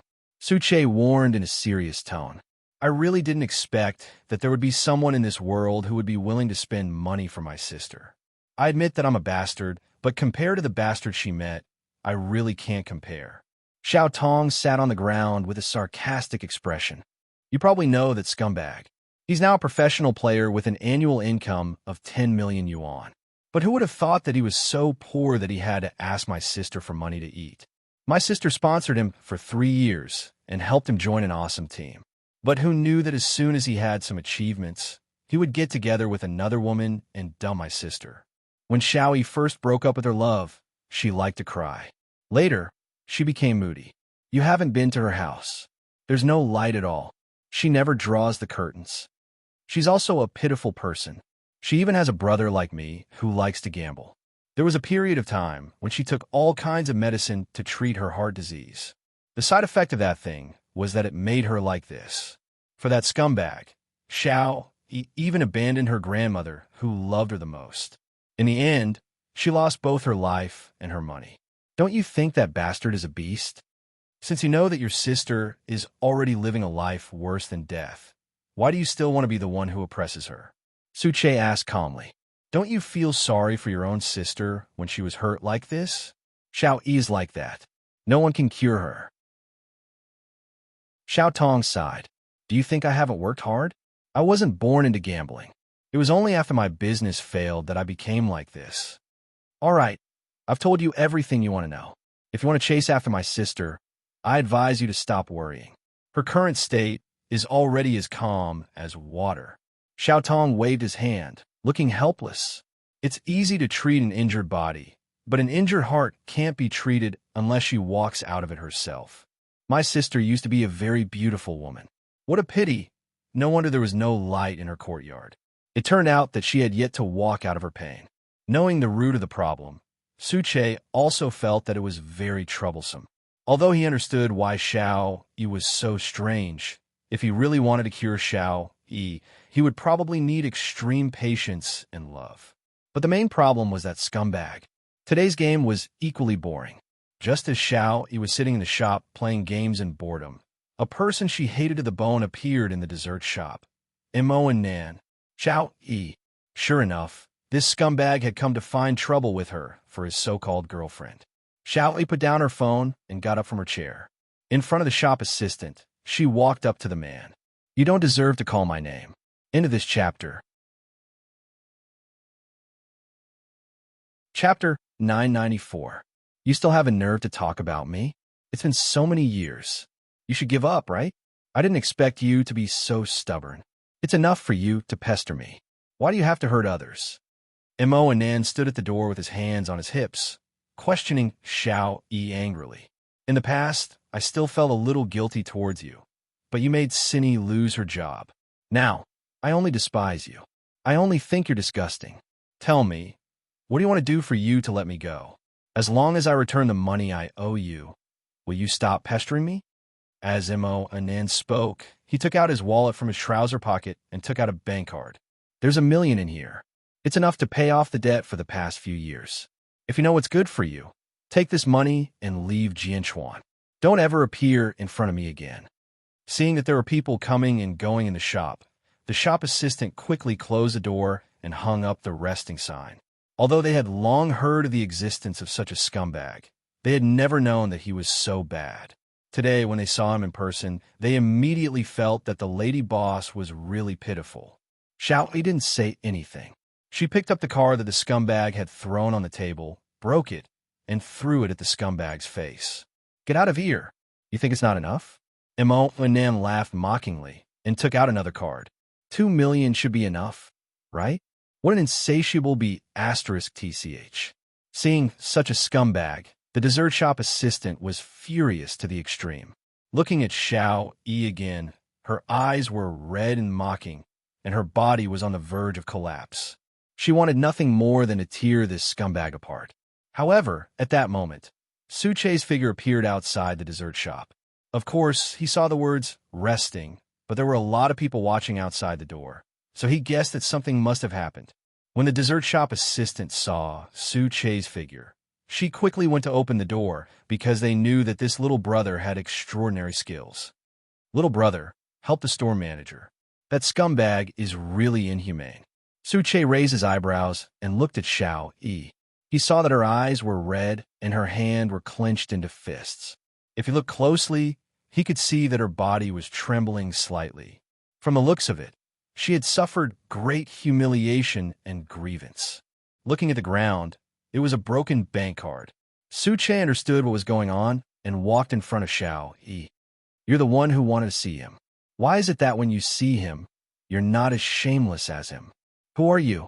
Mo and then looked at Suche as if he was scrutinizing him. There was a hint of mockery in the corner of his mouth. Xiao Yi, your taste is really getting more and more complicated. You don't even let go of such tender meat. Is it worth it for you to remember this kind of person for so many years? Suche couldn't understand. How bad was your judgment in the past? Xiao Yi looked at Suche and didn't too. You don't think it's worth it, do you? That's why you're like this. Go away. Xiao xiao, e to say. Xiao xiao, e xiao to say. Her to she to xiao to she to she. You xiao. And nan to e. You, eu. Do to xiao to say. It you? You're only in your early 20s. How can you do that? I'm in charge of Xiao E, so don't appear in front of her in the future. As he spoke, Suche took the bank card from the scumbag's hand and asked, "How much is in it?" 2 million. The scumbag answered in a very rich manner. Suche threw it to Xiao E and said directly, "Someone is giving me money. Why wouldn't I want it? Besides, you deserve it. If you think this money is dirty, there's a way. The money in here is enough to hire 10 bodyguards and keep him in bed for half a year." After the shop assistant heard this, she felt that it made sense. Xiao Xiao is awesome. That's right, store manager. Wouldn't it be the best of both worlds if we used this money to beat him up? After Xiao Yi heard this, she felt that it made sense. Why did she stupidly not accept it just now? Why would she talk about feelings and character with this scumbag? It's illegal to hire a hitman to beat someone up. It's fine. I'm familiar with the police station. As long as he's not dead, I'll guarantee your safety. Suche was tired from talking, so he simply sat down on the chair. Brat, even if you want to brag, you should come up with a draft. With your appearance, come out and pick up. Before the word girl could leave his mouth, the scumbag's body had already flown to the wall and then landed heavily on the ground. Xiao Yi and the shop assistant were dumbfounded. With this skill, could he be an ancient martial arts master? Why did you force me to do it? The scumbag lay on the ground and moaned in pain. I want to call the police. Suche walked forward and stepped on the back of the man's hand, ruthlessly ravaging it. Do you need me to call the police? After saying that, Suche took out his phone for him and pressed the button to call the police. After he called the police, Suche let go of his foot and looked at Xiao Yi. Take a good look. Think about why you should waste your life for such a person. Is it worth it? Xiao Yi was stunned. In the past few years, she had tried her best to see this scumbag, and she even had an obsession. But now that she had seen him as she wished and knew that he was such a beast, she felt that it was really not worth it. You hit him. Is it really okay? He called the police. Just let the police come. After saying that, Suche stepped on the back of the scumbag's hand again. Xiao Yi was still worried. It was not worth it to tangle with the police for such a scumbag, but Suche gestured for her to relax. A moment later, the police entered the dessert shop. When the scumbag saw that help had arrived, he hurriedly cried and stepped forward. Officer, it's him. It's him who hit me. I want to check my injuries. However, the few police officers who came and ignored him. They just walked up to Suche and asked, Special Assistant Sue, what happened? His hands and feet are dirty, and his mouth is even dirtier, so I taught him a lesson. Suche let go of his foot and said, Don't you think so? Suche tilted his head and asked the shop assistants. The few of them immediately nodded. Yes, officer. This scumbag is stealing from the shop. Officer, he hit someone for no reason. Mo and Nan quickly shouted. If you don't believe me, ask the neighbors outside. Do you know who he is? The police asked Mo and Nan. Zhongteng's CEO's personal bodyguard, special assistant, and Jinchuan's operations consultant. I've only seen Special Assistant Sue catch criminals. Mo and Nan was stunned.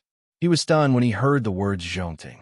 Since you said that Special Assistant Sue hit you, fine, we'll take you to check your injuries now. You should go back and prepare a lawyer or something. Just sue him. Mo and Nan was stunned. Who didn't know that Jinchuan was now Zhongteng's world? If he sued Suche, he wouldn't be able to continue staying in Jinchuan. I'm sorry, officer. It was my own hand that was cheap. It had nothing to do with Special Assistant Sue. I fell on my own. The shop assistant couldn't help but laugh. This scumbag's attitude had changed too much. Chapter 995. Next time, you have to wear your eyes when you go out. Polish your eyes. Do you understand? Mo and Nin glanced at Xiao Yi and nodded at the police with a trembling voice. I'll definitely pay attention next time. Then will you come looking for trouble next time? Suche raised his chin and asked the scumbag.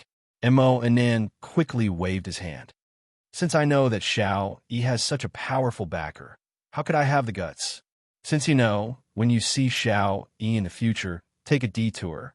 Otherwise, not to mention your little girlfriend, even you will have to disappear from the esports circle. At this moment, Su Che was like a knight who had descended from the sky, teaching this scumbag a lesson. I got it. I'll remember it. Then I'll leave first. After saying that, Mo and Nan wanted to leave, but he was stopped by Su Che. Don't you have one more important thing to do? Su Che pointed at Xiao Yi with his chin and asked the scumbag. Mo and Nan glanced at Xiao Yi and took 2 steps forward. He apologized to Xiao Yi while trembling with fear. I'm the one who's cheap. Please forgive me. At this moment, Xiao Yi finally saw clearly what kind of man she had wasted her time on for so many years. She suddenly felt a little bored. Therefore, thousands of words could only be condensed into one word: scram. Mo and Nan scrammed, and he completely scrammed. Su Che looked at the police officers in the area and quickly thanked them. In the future, I hope you guys can help me take care of the dessert shop. Of course. Special Assistant Sue, your friend is our friend. After saying that, the police officers left one after another. At this moment, the dessert shop finally quietened down. Lady Boss, little brother is so handsome. You should express something, right? The waiter in the shop gave Xiao Yi a push. This is the perfect hero saving the damsel in distress. It's so romantic. Xiao Yi looked at Su Che and suddenly felt a little embarrassed. She ran out of the shop awkwardly. Little brother, hurry up and chase after her. Su Che got up and followed Xiao Yi out. The 2 of them walked along the river to the bridge. Xiao Yi suddenly turned around and looked at Su Che. You're very strange. Why did you suddenly help me? Are you pitying me? Maybe it's just that it can't bear to see you waste your life at such a young age. Su Che leaned against the railing and answered Xiao Yi softly. I thought you were very strange before. After understanding the truth of the matter, I felt that you were very pitiful. I don't understand why you would spend your time on those unworthy people. I am very stupid, right? Xiao Yi covered her face and squatted down. But I can't control myself.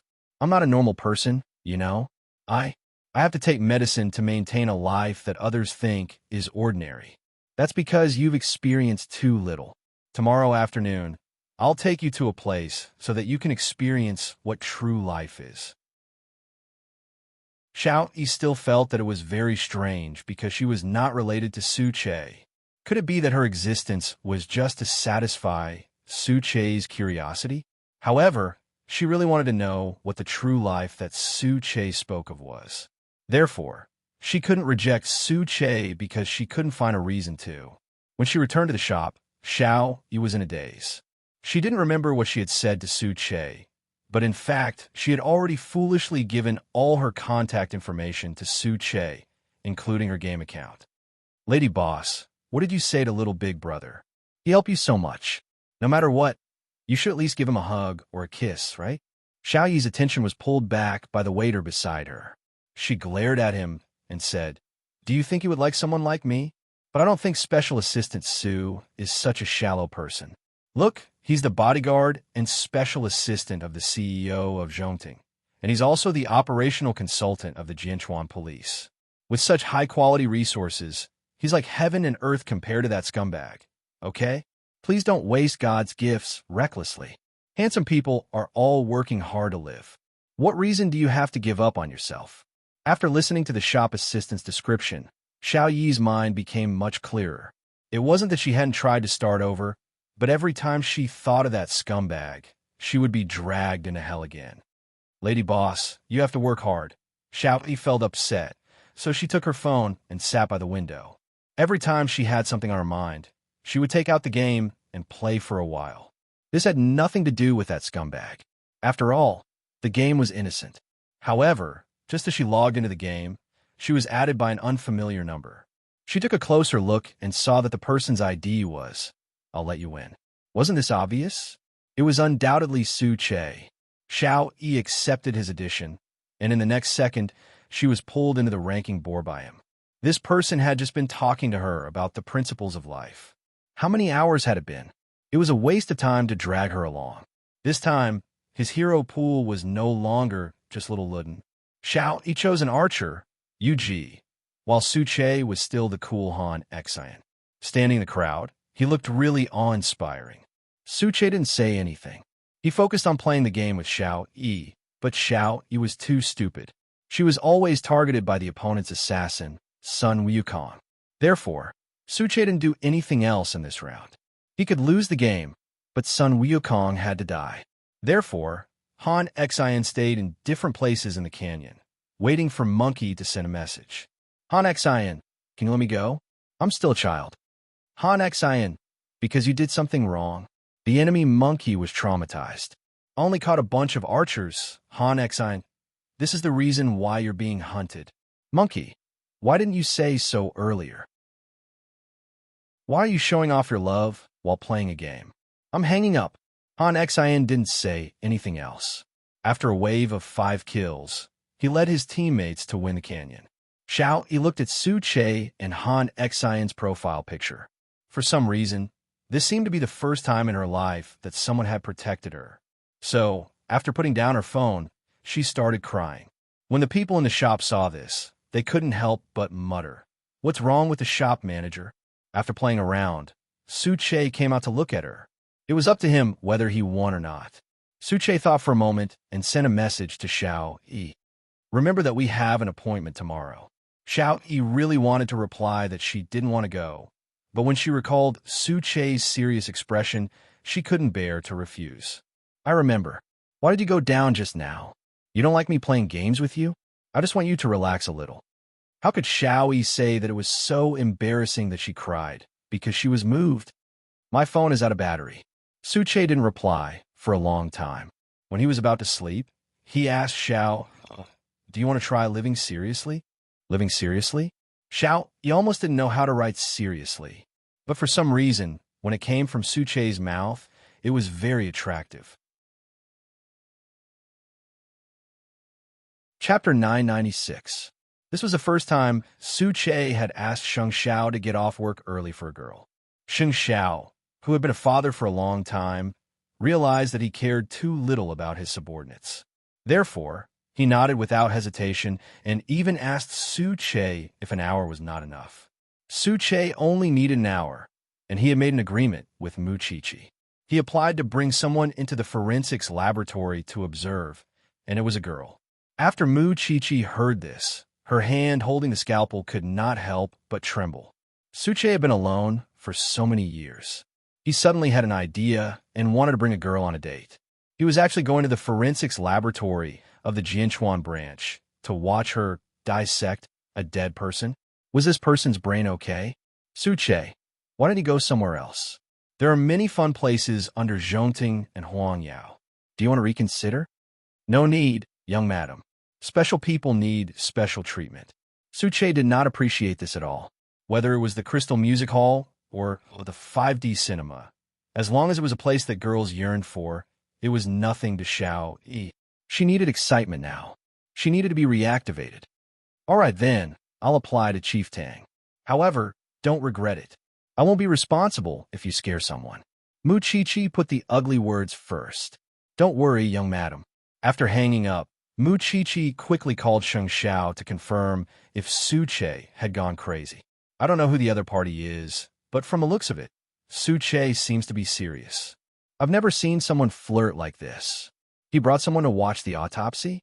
Mu Qiqi did not know whether to laugh or cry. This is Suche's matter. Let him handle it himself. I'll come and pick you up tonight. Sheng Xiao changed the topic to Mu Qiqi. Little Qi went to the Shun family today. When Mu Qiqi heard this, she immediately knew what he meant. On such days, the couple would definitely have a romantic day outside. It could be Zhongting's office, or it could be some beautiful hotel. Got it. I'll get off work after Suche comes to observe. When Sheng Xiao received the message that Mu Qiqi was not going to work overtime, he nodded in satisfaction. Good girl. Be good, be good. Mu Qiqi rolled her eyes. She was already 25 or 26 years old, yet she was being coaxed by this man like a 17-year-old girl. However, when she thought about how she would be able to see the woman Suche liked later, Chi-Chi's heart was filled with anticipation. At 6 o'clock in the evening, Che drove to the dessert shop. This was the first time Xiao Yi and her shop assistant saw Che's car. It was actually an extremely cool Maybach. "Lady boss, little brother is here." The shop assistant winked at Xiao Yi, signaling her to look out the window. Xiao Yi looked up and saw that Che was so high profile.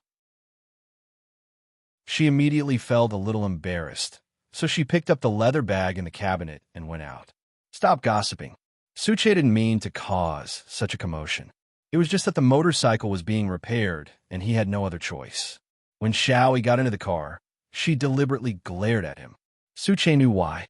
When the two of them were halfway there, Che explained, "I'm in a hurry today, so my other car is being repaired. I didn't mean to make you feel uncomfortable. I thought you came here to flaunt your wealth." It turned out that Xiao Yi could also joke around. Che ignored her sarcasm and drove the Maybach all the way to the entrance of the Jianchuan branch office. Seeing that they were at the entrance of the police station, Xiao Yi was a little puzzled. "Could it be that this is the place where you want me to learn about life again?" "You'll know when you go in." Che tilted his head and answered. Xiao Yi didn't understand. After Che parked the car, she followed behind him. As for the people at the police station, they were already used to Che's appearance. They only nodded in greeting.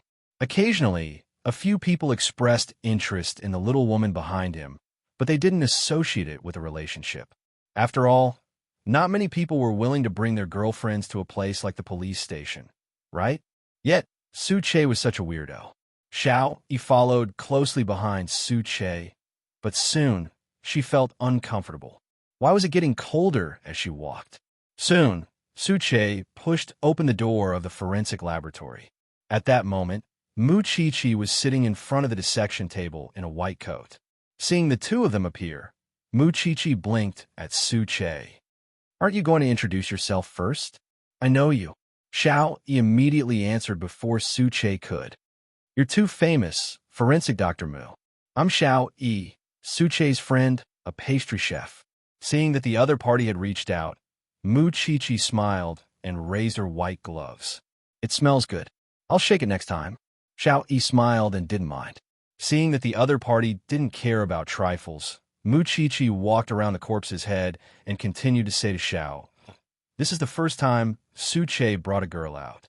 I thought he would choose to go to some romantic place, but he called me in the afternoon and actually wanted to bring you to see the corpse. He told me that he wanted me to get to know life again." Xiao Yi explained with a smile. Her round face looked really cute, even though she was older than Chi-Chi. "I see." Chi-Chi understood Che's intentions. "In that case, come and take a look. If you want to be Che's girlfriend, of course, you have to know what kind of things and people he is coming into contact with." Chi-Chi didn't wait for her to explain and directly removed the white cloth that had covered the body of the corpse. After Xiao Yi saw it, she was so scared that her face turned pale. However, when she saw the corpse in front of her, half of its head had collapsed. It was as terrifying as it could be. Che quickly supported Xiao Yi. Then, the two of them heard Chi-Chi's explanation. This old man was killed by a stone at a construction site. When he died, he was 74 years old. He had a 98-year-old mother and a paralyzed wife to support. He had no children. After being hit, he didn't die on the spot. His strong will to live allowed him to hold on for 6 hours. In the end, he didn't make it through because his injuries were too serious. If this is what Che wants you to see, then I can tell you a lot of such stories. After hearing Chi-Chi's description, Xiao Yi was naturally shocked. She had only lost a relationship, but she was already dying. It was no wonder that Che would bring her to this cold dissection room. People who appear on the dissection table are never willing to die just like that, especially this old man. He was deliberately stoned to death. They're the people who cherish life the most in this world, but God didn't give them this chance. Xiao Yi, although I don't understand why Che brought you here, it's too easy to die.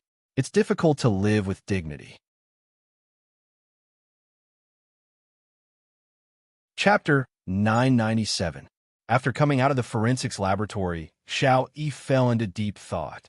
After all, both Mu Chi and Su Che had indeed taught her a lesson that she would never forget. On the way home, Xiao Yi peeked at Su Che a few times. When she reached the finish line, she finally couldn't help but thank Su Che. Thank you for today. It's really a rare experience in life. Although it's a little strange to bring a girl to see a corpse. Don't just let the body live. That's a walking corpse. You have to let the soul be ignited as well. That's true living. Su Che tilted his head to look at Xiao Yi, his eyes full of seriousness. At this moment, Xiao Yi responded to Su Che's gaze. She finally felt something different about Su Che.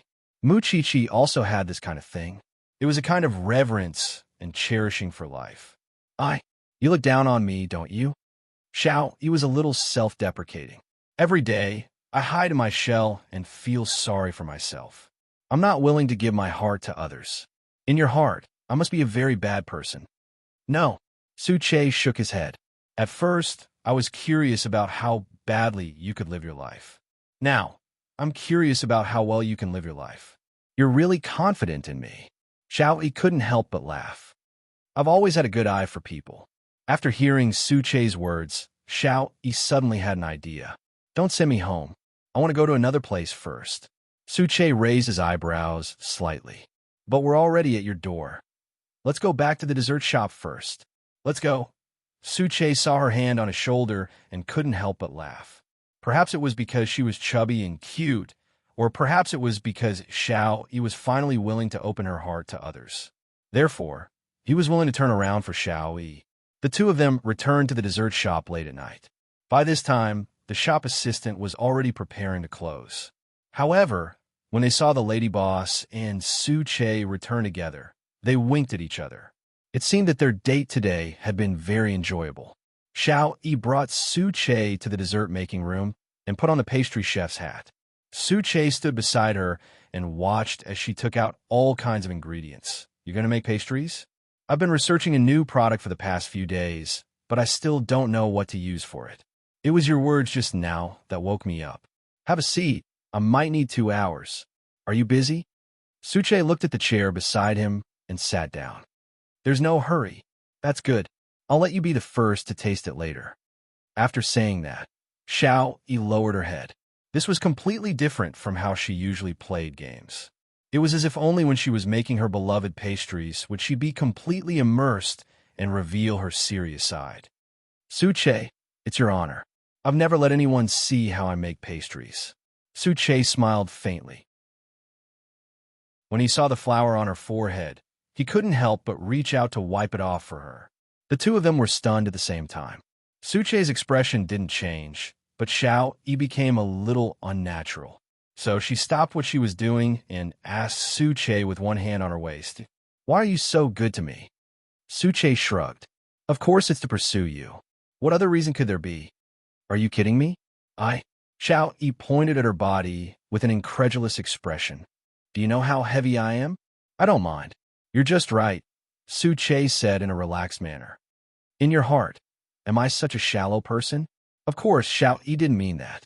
She just felt that she wasn't used to God suddenly being so good to her. Moreover, how could she be worthy of Su Che? "Don't you think you're flour?" Su Che sat on the chair with his arms crossed, a slight smile on his face. So, was she comparing herself to cow dung? Try living seriously. Everything will become very different. When that time comes, you'll probably still despise a boorish person like me who only knows how to use force. "You're not a boorish person," Xiao Yi retorted. "How could there be such a boorish person with such a good character?" "It's just that, as you know, I've carried a lot of things in the past. I need time to recover now, so I might not be able to accept your feelings for a relationship in the short term." "It's fine," Su Che said frankly. "As long as you allow me to appear in your sight for 2 to 3 days, it'll be fine." Xiao Yi naturally couldn't refuse this. Moreover, Su Che was already an adult. She couldn't control him. "Then, I'll continue making pastries." Su Che nodded and gestured for her to continue. On the other hand, Xiao Yi suddenly felt embarrassed because Su Che's frankness made her feel especially awkward. But in the end, Su Che couldn't accompany Xiao Yi to the end because he received a call from Tang Yan. I thought that after you get off work, all your time is yours. Xiaoyi walked Su-che out the door. Sometimes, the branch office has important missions and will let me participate in the operations, Su-che replied. Is it okay for you to go home by yourself? What kind of mission? It's very dangerous. Su-che could only answer this way. After all, it was impossible for him to tell Xiaoyi the details of the mission. Oh, then go quickly. I'll pack up and go home. Xiaoyi took out her car keys. I'll wait for you to have time to make this new product. Su-che nodded slightly.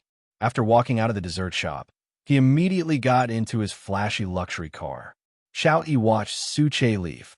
Suddenly, she felt deep respect for Su-che. Was this person a city hero? He would go wherever he was needed. Thinking of herself, Xiaoyi decisively locked the door of her dessert shop. When she entered her own house, she reached out and turned on the lights. In all these years, this was the first time she had turned on the lights at night. Not only that, but she also mustered up the courage to open the curtains of her house. Life really shouldn't be so delicate. After all, there were people who had to go out late at night to fight for the peace of the city.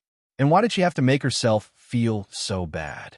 That night, Xiaoyi thought about a lot. She also spent the whole night sorting out all the dark things in her house and throwing them into the trash can outside the courtyard. She was determined to throw away her past self.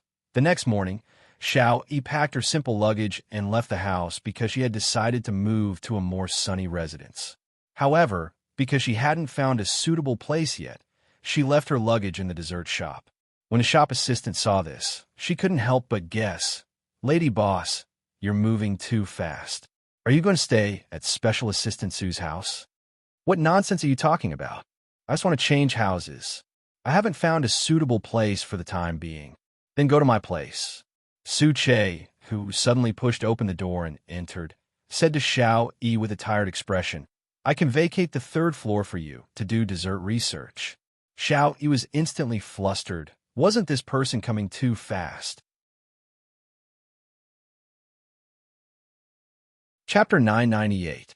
You haven't been home since last night. I wasn't allowed to drive over last night, so I parked my car near your house. This morning, I found out that your house was for sale. Su-che explained simply. I thought you'd slipped away. Xiaoyi blushed and quickly said, I just wanted a change of environment. I just heard it. That's why I asked you to come to my house. The shop assistant looked at the two of them ambiguously and then silently retreated to the side, leaving the space for the two of them. If you do this, others will think that we're together. You don't have to be so nervous. I'm going to collect rent. Su-che put one hand in his pants pocket and smiled at Xiaoyi. I'll give you the key. I'll send the address to your phone later. You can go take a look when you have time. Okay. Thinking about it carefully, Xiaoyi didn't seem to have any reason to refuse. Then I'll see you tonight. Seeing that Xiaoyi didn't refuse, Su-che put down the key and pushed the door open to leave. Xiaoyi looked at the key and soon received the address that Su-che had sent her. However, looking at the line of words that appeared on the phone screen, she felt that things shouldn't be developing in that direction. She hadn't gotten over the pain of the previous man, and now she was going to get involved with another man. Xiaoyi felt that this was unfair to Su-che, and it was also irresponsible to herself. Now, she had a bunch of shortcomings. She didn't want to appear in Su-che's life in such a way. So, Xiaoyi suddenly made a decision. Today was Christmas Eve, and it was also Mu Chi-Chi's birthday. Su-che got off work early, but when he went home, he didn't see Xiaoyi as he had hoped. Then, he went to the dessert shop. When the shop assistant saw him, she quickly took out the key and a letter that Xiaoyi had left for him. I'm sorry, Su-che. I don't think I can agree to your invitation because stability isn't what I need right now. I want to go out and take a look. I want to know what kind of beautiful things I've wasted all these years. I also want to become a better version of myself, so I'm leaving. I don't know which country I'm going to, and I don't know how long I'll be gone, but I'll remember what you said. I'll think of a way to make myself live a real life. After reading it, Su-che put away the letter and looked at the key in his hand with a slightly helpless expression. Assistant, this is a gift from the store manager. She wishes you a happy Christmas Eve. The shop assistant handed the Santa Claus cake that Xiaoyi Yi had prepared before she left to Su Che. In fact, this outcome was within Su Che's expectations. Because of Xiao Yi, she was a girl with independent thoughts. It was just that in the past, she had lost her way in the midst of hurt. Since this was her choice, then let him see what kind of transformation she would undergo. For the next 6 months, Su Che never saw Xiao Yi again. He didn't even have any news about her. He still went to her dessert shop often, although the taste of the pastries had been greatly reduced after Xiao Yi left. He would still log into the game occasionally to see if Xiao Yi would be bored. However, Xiao Yi had disappeared very completely, so the profile picture box in her friends list had always been dark. Ever since she left, it had never lit up again. From then on, Su Che's life returned to normal. Mu Qiqi and Sheng Xiao found it strange. Could it be that he really wanted to encourage the girl out of kindness? Su Che, another half a year has passed. Shouldn't you bring the next girl to see me dissect? Mu Qiqi had once asked Su Che indirectly. Did he really want to be a bachelor for the rest of his life? I don't have anyone I like for the time being. Su Che wasn't waiting for Xiao Yi on purpose. He just felt that there was still a faint connection between him and Xiao Yi. Uncle Su, Tang Xiaobao, already has a girlfriend. Why don't you have one yet? Little Chi sat on the sofa, nibbling on her bread as she asked Su Che. The Tang Xiaobao she mentioned was the treasure of Tang Yan's family. That's because Xiaobao is amazing. Is it because Daddy doesn't want to send Uncle a girlfriend? Little Chi looked innocent. After Mu Qiqi heard this, her forehead was filled with black lines. She suddenly felt that her daughter had indeed inherited more from her. It's because Uncle hasn't met the real fated person yet. How's my mommy? Uncle Su, let my mommy be your girlfriend. That way, no one will snatch Daddy from me. Mu Qiqi, Su Che, Little Chi, I think this is a good suggestion. Why don't you tell Daddy when he comes back? Mu Qiqi deliberately set a trap. She wanted Master Xiao to throw her daughter into the cold palace. Okay. Little Chi didn't realize at all that this was her mother's love. She was only happy that she could dominate her father. Su Che didn't know whether to laugh or cry, so he found an excuse to leave the banyan courtyard. For someone like the young madam, only Shang Xiao could know what was going on in her heart. As for him, he should just continue to be single. Returning to this land after half a year, Xiao Yi felt as if it was a lifetime ago. When she appeared at the entrance of the dessert shop again, her shop assistant didn't recognize her at a glance. She thought she was a customer. I'm sorry, but the shop is already closed. So when I'm not around, you guys are all so lazy, Xiao Yi replied as she crossed her arms and looked at them. Then, she felt the stunned gazes of the few people. Oh my God, store manager. Is that you? Store manager? You've lost weight, and you know how to dress up. The Xiao Yi in front of her was no longer that chubby little girl. She had lost a lot of weight. Moreover, because she had become beautiful after losing weight, she was much more confident. Store manager, quickly tell me, what happened to you in the past 6 months? At this moment, Xiao Yi was wearing a white spaghetti strap dress. She looked fashionable and intellectual. She had indeed changed her appearance. She was no longer the Xiao Yi who would be afraid of the dark for a man. If you want to hear a story, you have to wait for me to sit down first, right? Xiao Yi rolled her eyes. Actually, she had already expected that when she returned to the shop, it would definitely cause a stir. In the past 6 months, she had traveled to 23 countries and constantly volunteered. It was also because of this busy schedule that she had unknowingly lost so much weight. It was never intentional. Then, store manager, are you still leaving now that you're back? Xiao Yi shook her head. I'm tired from walking. I want to rest. Then, have you contacted Special Assistant Su in the past 6 months? The shop assistant asked again. This time, Xiao Yi didn't answer because she didn't know how to answer. What right did she have to make people wait for her? Chapter 999. The shop assistant looked at her expression and knew that she was wasting natural resources. She said helplessly, although you are heartless, Special Assistant Su still comes over every few days, even if our cake is expensive and unpalatable. Speaking of which, he came here today. Xiao Yi fiddled with her long, curly hair, her expression a little complicated.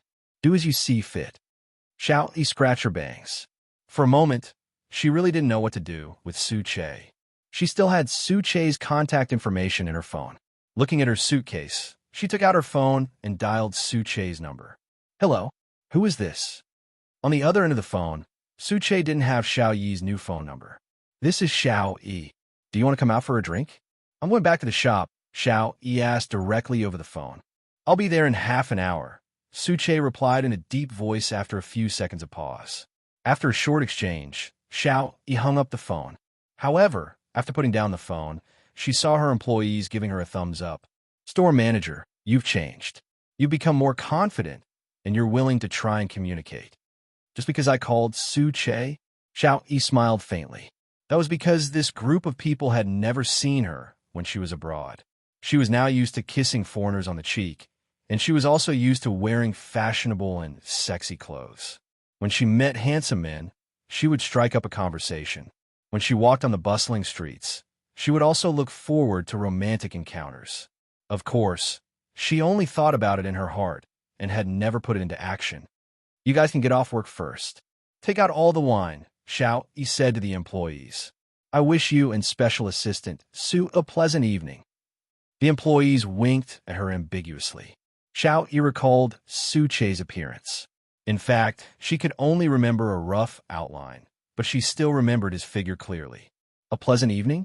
She made it sound as if something was going to happen. Xiao Yi laughed. After the employees left, she walked to the kitchen counter and began to mix drinks. This was a new interest she had recently fallen in love with. Half an hour later, Su Che arrived at Xiao Yi's shop. The moment he pushed open the door, he could no longer see the chubby Xiao Yi from before. The woman standing in front of the kitchen counter was sexy and charming. She seemed to have been deeply influenced by foreign countries. From her dressing to her appearance, she was more like a European and American woman. Xiao Yi felt the burning gaze, so she raised her head and placed a cup of Long Island iced tea in front of Su Che. Sit and try how it tastes. Have you changed from making pastries to mixing drinks? Xiao Yi couldn't deny it. She poured herself a glass of brandy and walked out of the kitchen counter to take a seat opposite Su Che. Su Che picked up the wine glass and took a sip before putting it down. You've changed a lot in the past 6 months. Yes, it's quite big. Xiao Yi nodded and smiled. I've tried many things and seen many things that I've never experienced before. You, on the other hand, haven't changed much. 2 days ago, young madam asked me when I would bring a girl to see her dissection again. Am I interested? Since they had met again, Su Che did not intend to beat around the bush. Xiao Yi. Now. Xiao Xiao Che. Xiao Xiao Xiao. Xiao of Xiao since. Xiao Yi said. Su, Xiao Xiao Xiao. Do you know what this means? Xiao Yi put down her glass and propped up her arm to look at Su Che. Then, she teasingly hooked Su Che's chin and said, I want to fall in love too. Then, shall we go to my house tonight? Su Che looked at her luggage in the corner and asked. Sure. Unexpectedly, this time, Xiao Yi nodded and said yes.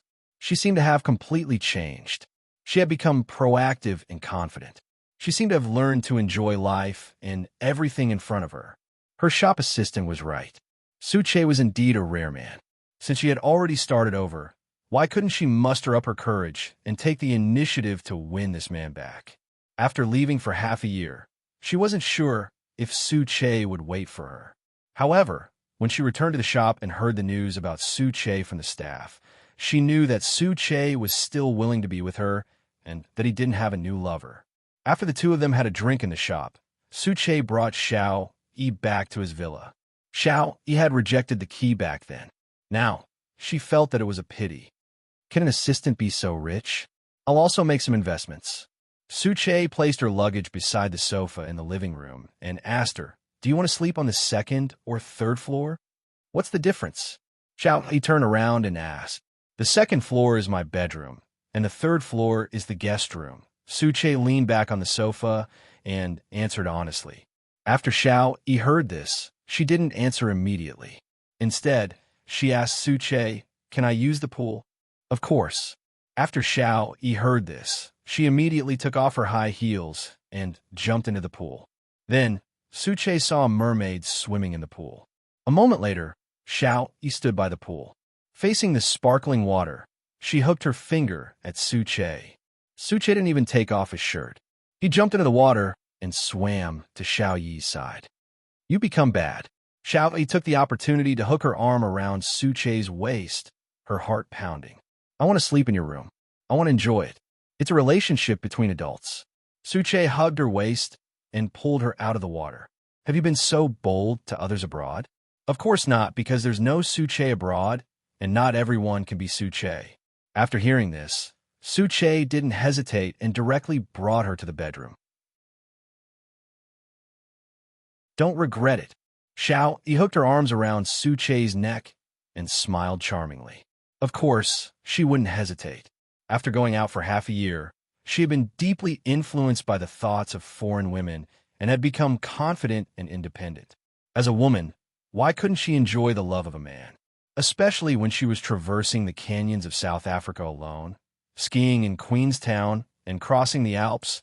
She wanted to have a partner by her side and a relationship that wouldn't break up. Soon, the two of them lay on the bed wet. It wasn't until Suche pressed on top of her that Xiao Yi felt real. "Be gentle. I'm afraid of pain." "If you know you're afraid, why are you seducing me?" Suche pressed on top of her and asked in amusement. Can I be like the women abroad and enjoy love freely? I'm no longer the conservative me I used to be." After saying that, Xiao Yi took the initiative to slide down her shoulder strap and even winked at Suche. Damn it. With Xiao Yi's action, Suche realized that he had a reaction. It was a strong desire to possess her.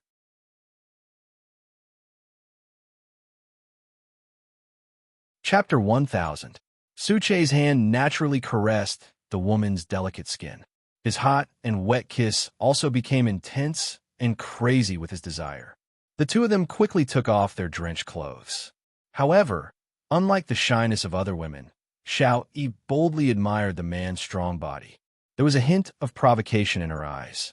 This naturally aroused the man's desire to conquer her.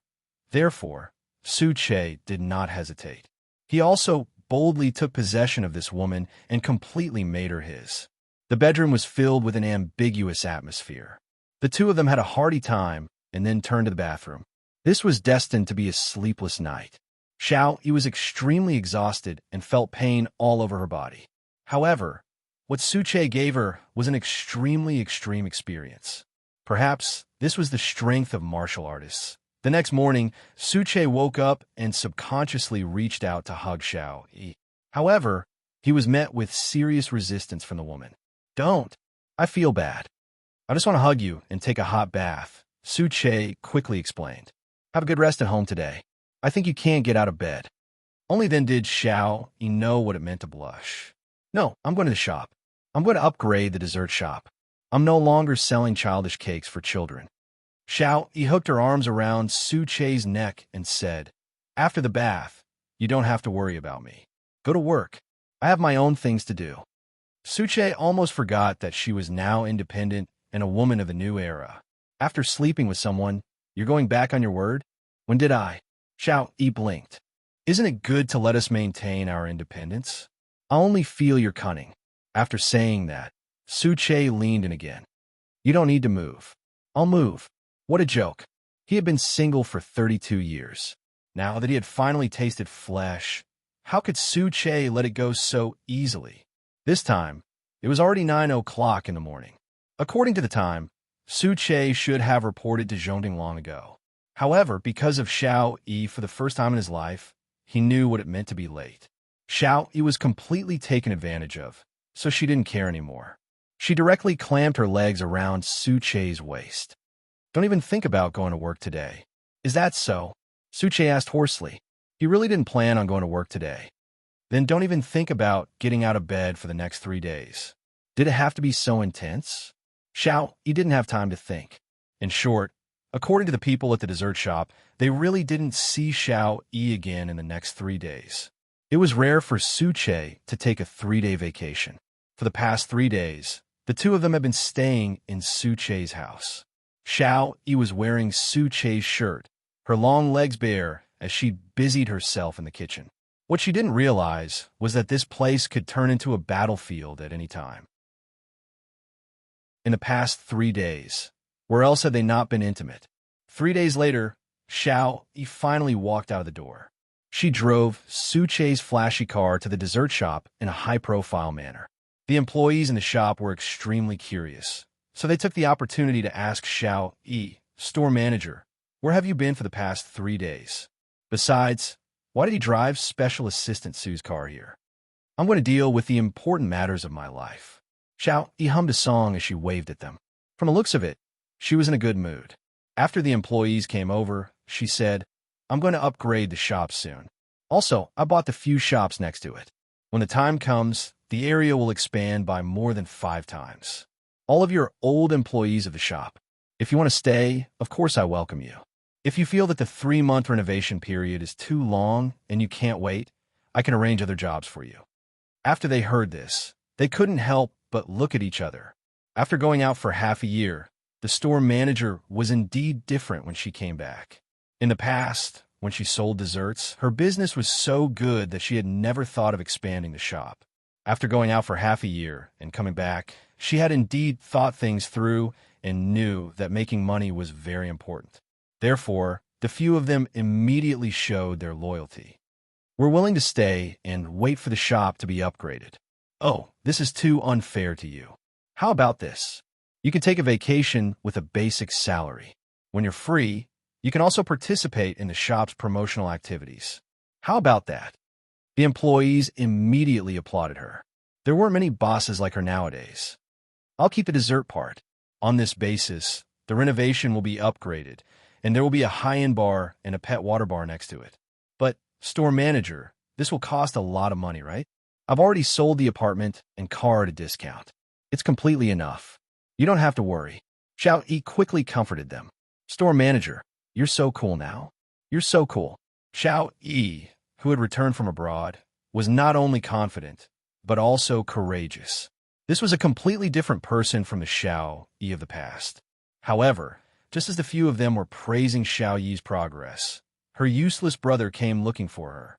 The employees quickly signaled to Xiao Yi that the troublemaker had come looking for trouble. In the past, Xiao Yi had suffered a lot for this scumbag brother. Xiao Yi understood their hints.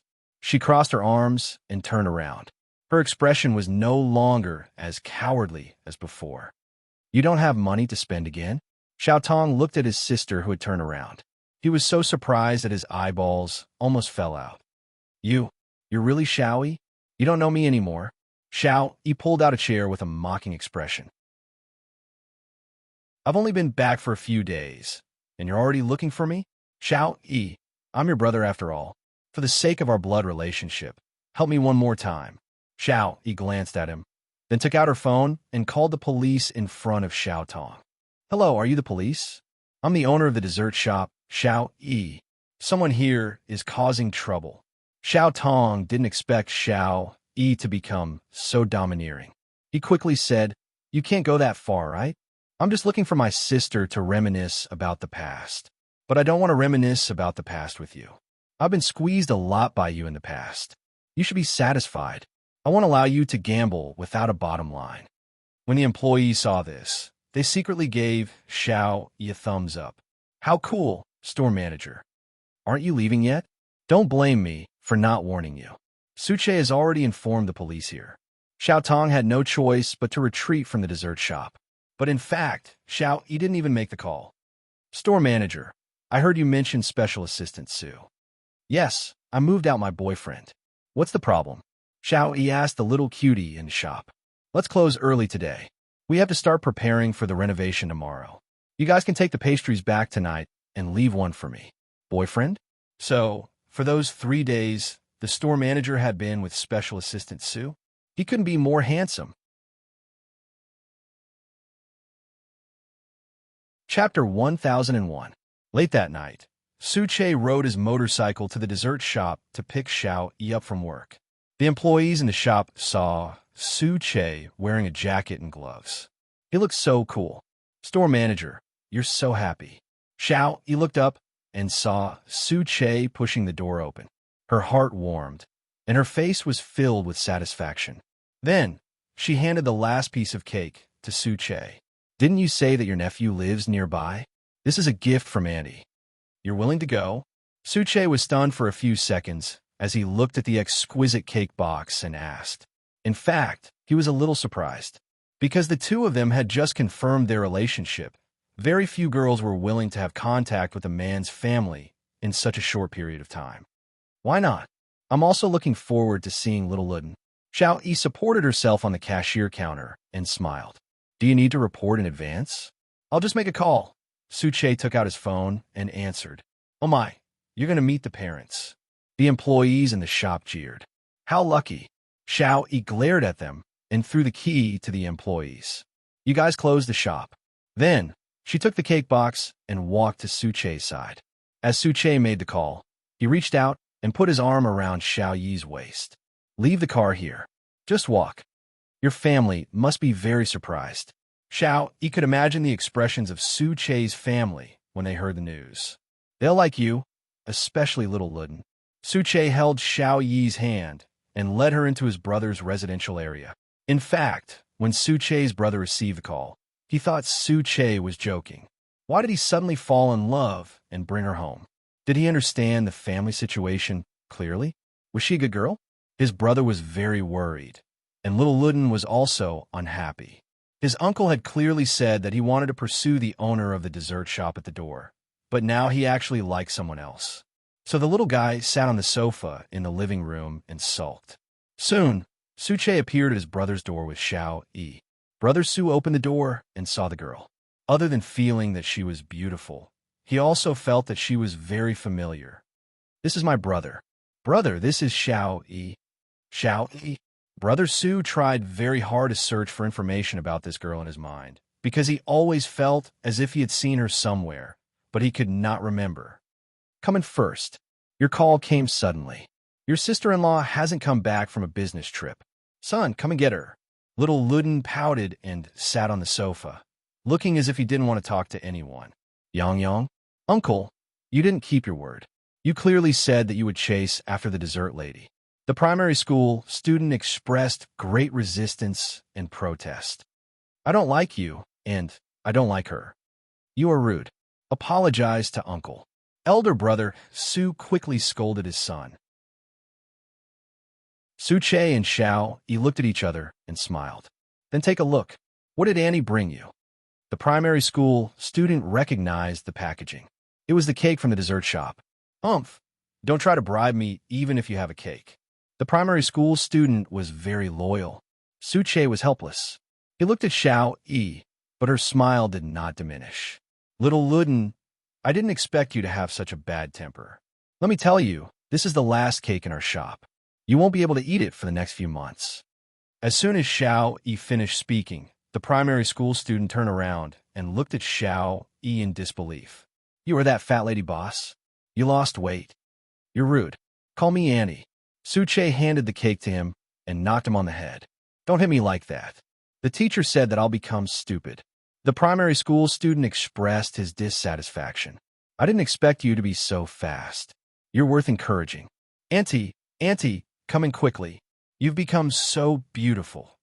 Elder brother Su looked at the primary school student whose emotions changed like a tornado, and his expression looked very helpless. Of course, he did not expect Suche to really listen to the primary school student's words and pursue the lady boss. After a very pleasant dinner, Xiao Yi played games on the balcony with the primary school student. Elder brother Su tugged at Suche and asked, I heard that the lady boss was so desperate for a man. What's going on? This was Xiao Yi's past, and Suche could not erase it. He said to his brother, Brother, Xiao Yi did have a relationship in the past. It wasn't that pleasant, but I know the whole process very well. You have to trust my judgment. I'm afraid that you'll lose your head in love. Don't worry. The person your son likes won't be too bad. Elder brother Su tilted his head and saw that Xiao Yi and his son were having such a good time. He was slightly relieved. If that's the case, then take advantage of it. As an elder brother, I only hope to see you happy. Don't worry. Suche looked at Xiao Yi, and his gaze became extremely gentle. This was the first time elder brother Su had seen Su Che like this, and he understood that he had fallen in love. It's very late. It's about time you guys go back. The little guy still needs to sleep and go to school. Just come often in the future. Su Che nodded, but little Luden was reluctant to leave. He pouted. I won't be able to eat delicious cake in the future. If you want to eat it, call your uncle. I'll prepare it for you in advance. You can choose the taste. How about it? Yay! The little guy jumped up. Xiao-Yi smiled and rubbed his head. Then, she and Su Che left her brother's house hand in hand. Because they were too full, the two of them took a walk to digest their food. Seeing that Su Che was silent, Xiao-Yi leaned on his arm and asked, Does your brother not like me? There were so many bad rumors about me near the neighborhood. I was afraid that he would misunderstand me. You came just like that. I thought you didn't mind how my brother thought of you, Su Che replied with a smile. How could I not care? We'll have to interact for a long time in the future. My brother is a very open-minded person. Even if he had doubts about you before, he made it clear to me just now. In addition, little Luden likes you so much, so you don't have to worry at all. Actually, I'm the one who should be afraid. I'm afraid that you don't like my family. After Xiao-Yi heard this, she smiled slightly. You know that I don't have a complete family, and I don't have any relatives worth getting along with. So, after going abroad for half a year, when I saw the way foreign women got along with their families, I was very envious, and I longed for a family from the bottom of my heart. Besides, I also like little Luden very much. After hearing Xiao-Yi's words, Su Che couldn't help but reach out and hug her. From now on, this will also be your home. In a few days, I'll bring you to see my friend. She smiled and leaned against Su Che's chest and nodded. I'm also looking forward to seeing forensic Dr. Mu's autopsy for the second time. Chapter 1002. Su Che and Xiao-Yi's lives were extremely simple. During the day, Su Che went to work while Xiao-Yi worked in her new shop. At night, the two of them cooked and rested at home, loving each other on the big bed. Sometimes, Xiao-Yi would also go to the movies. Su Che would buy the movie tickets in advance. The two of them were like ordinary couples, holding popcorn and Coke as they shuttled through the crowd. Soon, Su Che made an appointment for Mu Chi-Chi's anatomy class. After Mu Chi-Chi heard this, she was really shocked. Half a year ago, Su Che was already stupid. How could he still be so stupid half a year later? Why did he like to bring girls to watch her dissection so much? Why did he not go to so many dating places? What was so good about dissection? Mu Chi-Chi seriously suspected that there was something wrong with Su Che's brain, but Su Che smiled and did not say anything. Was this his new trick to pick up girls? No matter what, Mu Chi-Chi still agreed to Su Che's unusual request. So, this time, she arranged a particularly disgusting view of the giant. She did not believe that any girl would dare to come next time.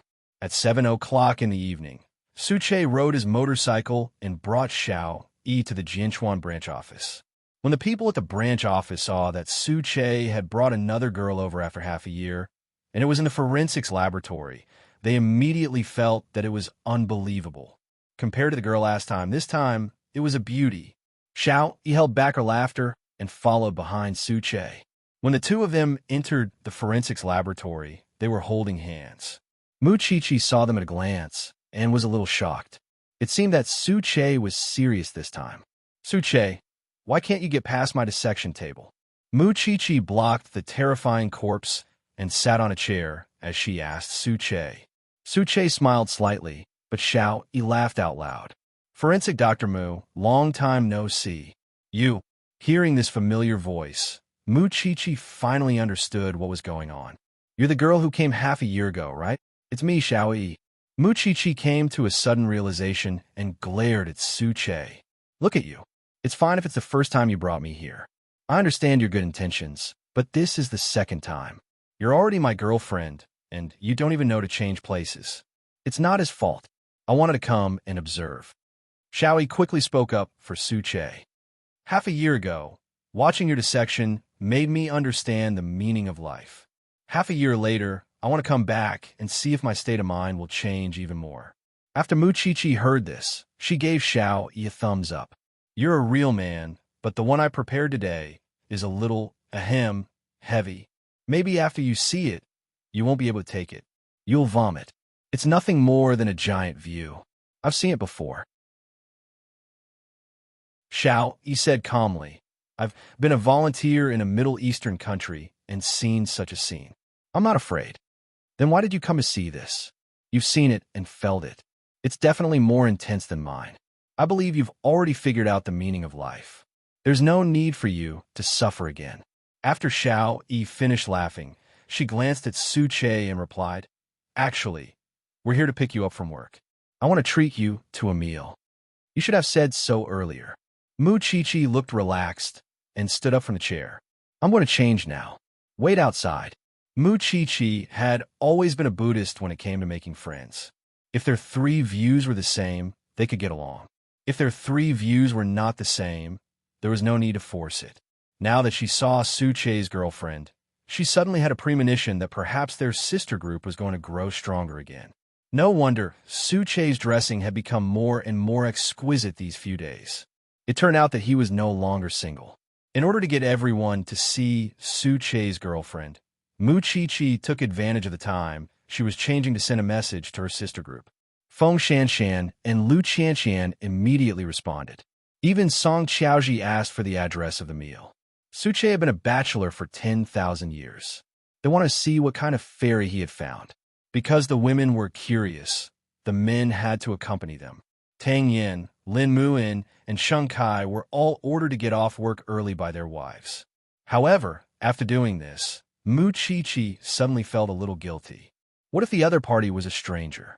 She had called so many people at once. She didn't know if she would scare them. But who asked Su Che not to be honest?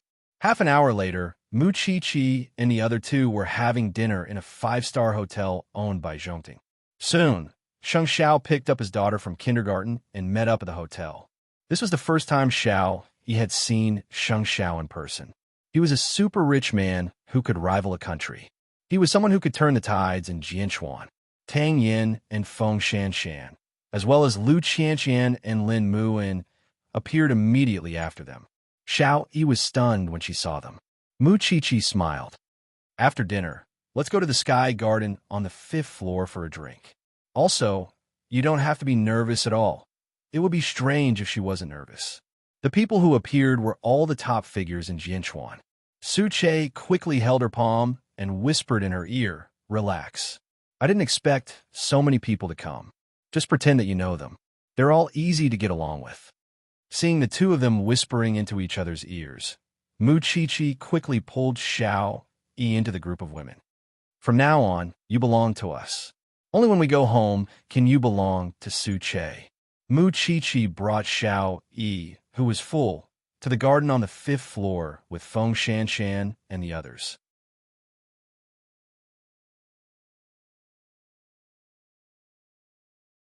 Chapter 1003. Among them, Tang Yin and Sheng Xiao were both fathers, so they naturally had to be different from the other two. They spent more time on their families. Therefore, Sheng Xiao and Tang Yin did not know that these women could chat so freely. They did not know how they would describe their men's abilities in that aspect. Lin Muin's guess was right. When women gathered together, the gossip would never leave the man. For example, what Mu Chi was most concerned about was where Su Che had gone during his 3-day leave. Hearing this, Xiao Yi's face immediately turned red. In those 3 days, she and Su Che had been in love without restraint. Just thinking about it made people feel shy. Seeing Xiao Yi's reaction, how could the married women who had children not understand what was going on? I didn't expect Su Che to be so wild. He came for 3 days. Mu Chi could not help but click her tongue. Keep your voices down. It's so embarrassing if they hear us. Xiao Yi quickly covered her face. Mu Chi looked at Xiao Yi and said, Do you think they don't know what we're talking about? If it weren't for Master Xiao and Tang Yin, they wouldn't have been able to judge us.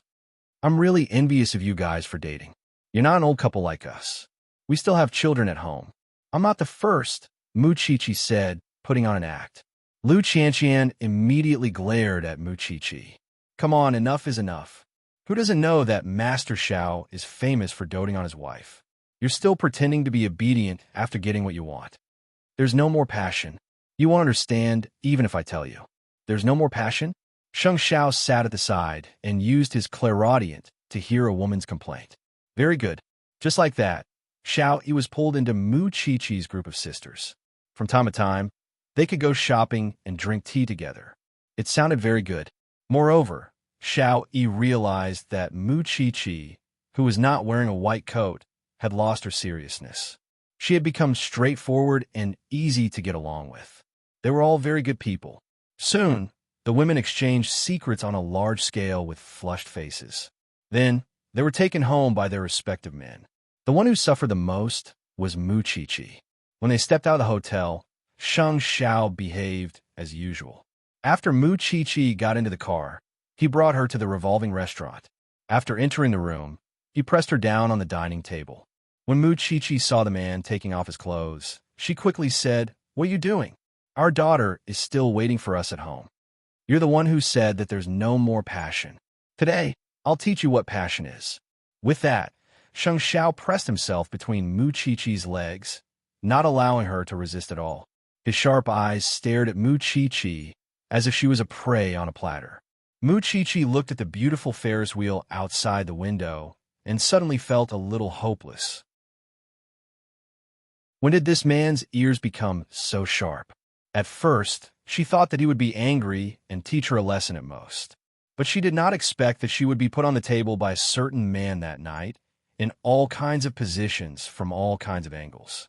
It was so embarrassing. The scariest thing was that he didn't stop that night. Mu Chi-Chi was tormented until dawn when she finally blacked out. She swore that she would never say such things behind this man's back again. The other couples were also affectionate when they went home, but they were not as intense as Master Xiao, especially Xiao Yi and Su Che. They were affectionate 2 or 3 times before they turned off the lights and went to sleep. Soon, 3 months had passed, and the previously childish dessert shop had transformed into a very tasteful water bar at the moment. The area was more than 3 times larger, and it was rich and varied. In order not to disappoint the children nearby, the dessert section was still maintained. Moreover, it was a pastry chef personally trained by Xiao Yi. The standard was maintained before she left, and the price did not change. However, Xiao Yi spent more effort on the water bar and bar. She opened the door in another direction, separating it from the dessert shop. After that, Xiao Yi also found many so-called public accounts to promote her, as well as some food experts to come over to scout. Soon, her shop became an online shop that dominated the area. At this time, Kings of Glory's KPL was in the middle of a competition. There were still many customers in the shop who loved to play. Some customers even watched the competition in her shop. However, when she saw that familiar name, her heart no longer wavered. It was as if she was facing a stranger. At the end of the year, Xiao Yi earned enough money, so she dragged Su Che to a luxury car shop to buy herself a Porsche. In fact, at this time, Su Che had the intention to propose. Because Xiao Yi had said that she wanted a home, an equal, free, healthy, and warm home. Su Che felt that this was the right time. He had even bought a diamond proposal ring. However, before he could give it away, Xiao Yi received a call from the Volunteer Association asking her to go abroad to volunteer again. Xiao Yi agreed immediately. She didn't even discuss it with Su Che, and she had been gone for 3 months. Su Che was secretly a little disappointed. In fact, Xiao Yi discovered the ring Su Che had hidden in the bedside table. She understood what Su Che meant, but she wanted to be a volunteer because that was where her new life would begin. Or perhaps, she just wanted to hide the fear in her heart. Su Che, can you wait for me for another 3 months? When I come back from abroad, I'll get married to you. Xiao Yi didn't notice that when she said the word marriage, she might not even be able to convince herself. Su Che shook his head and rejected Xiao Yi's suggestion. The reason why you agreed to volunteer abroad is because you don't want to marry me. So, even if you go out for 3 months, you're still afraid of getting married. Can you tell me why? Su Che didn't get angry, but he was rarely serious. When Xiao Yi saw this, she could only ask truthfully, Have you ever found out about my parents? Su Che shook his head. No, because you didn't mention it, and I don't want to open up your scars. My father and mother loved each other very much before they got married, but not long after they got married, my father started to abuse my mother.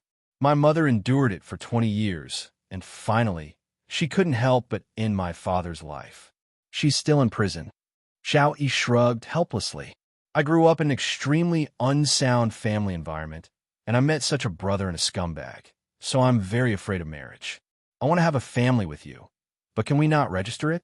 I know this idea is ridiculous, but there's no need to say anything. I understand. Suche reached out and hugged her. I can wait for you to open up the knot in your heart, but you have to work hard with me. Marriage isn't what you think it is, and I won't allow you to escape. Don't be a volunteer, okay? After Xiao Yi heard this, she nodded. I'm sorry. I seem to have a lot of bad habits. Why didn't you tell me earlier? Suche didn't mind.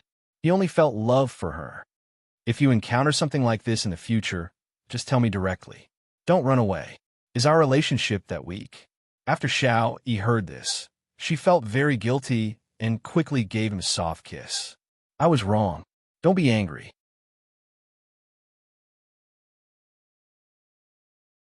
Chapter 1004. In the following days, the relationship between the two of them was very stable. Xiao Yi was busy opening the next chain store, while Suche was still busy by Sheng Zhao's side. The two of them never forced each other to contact each other.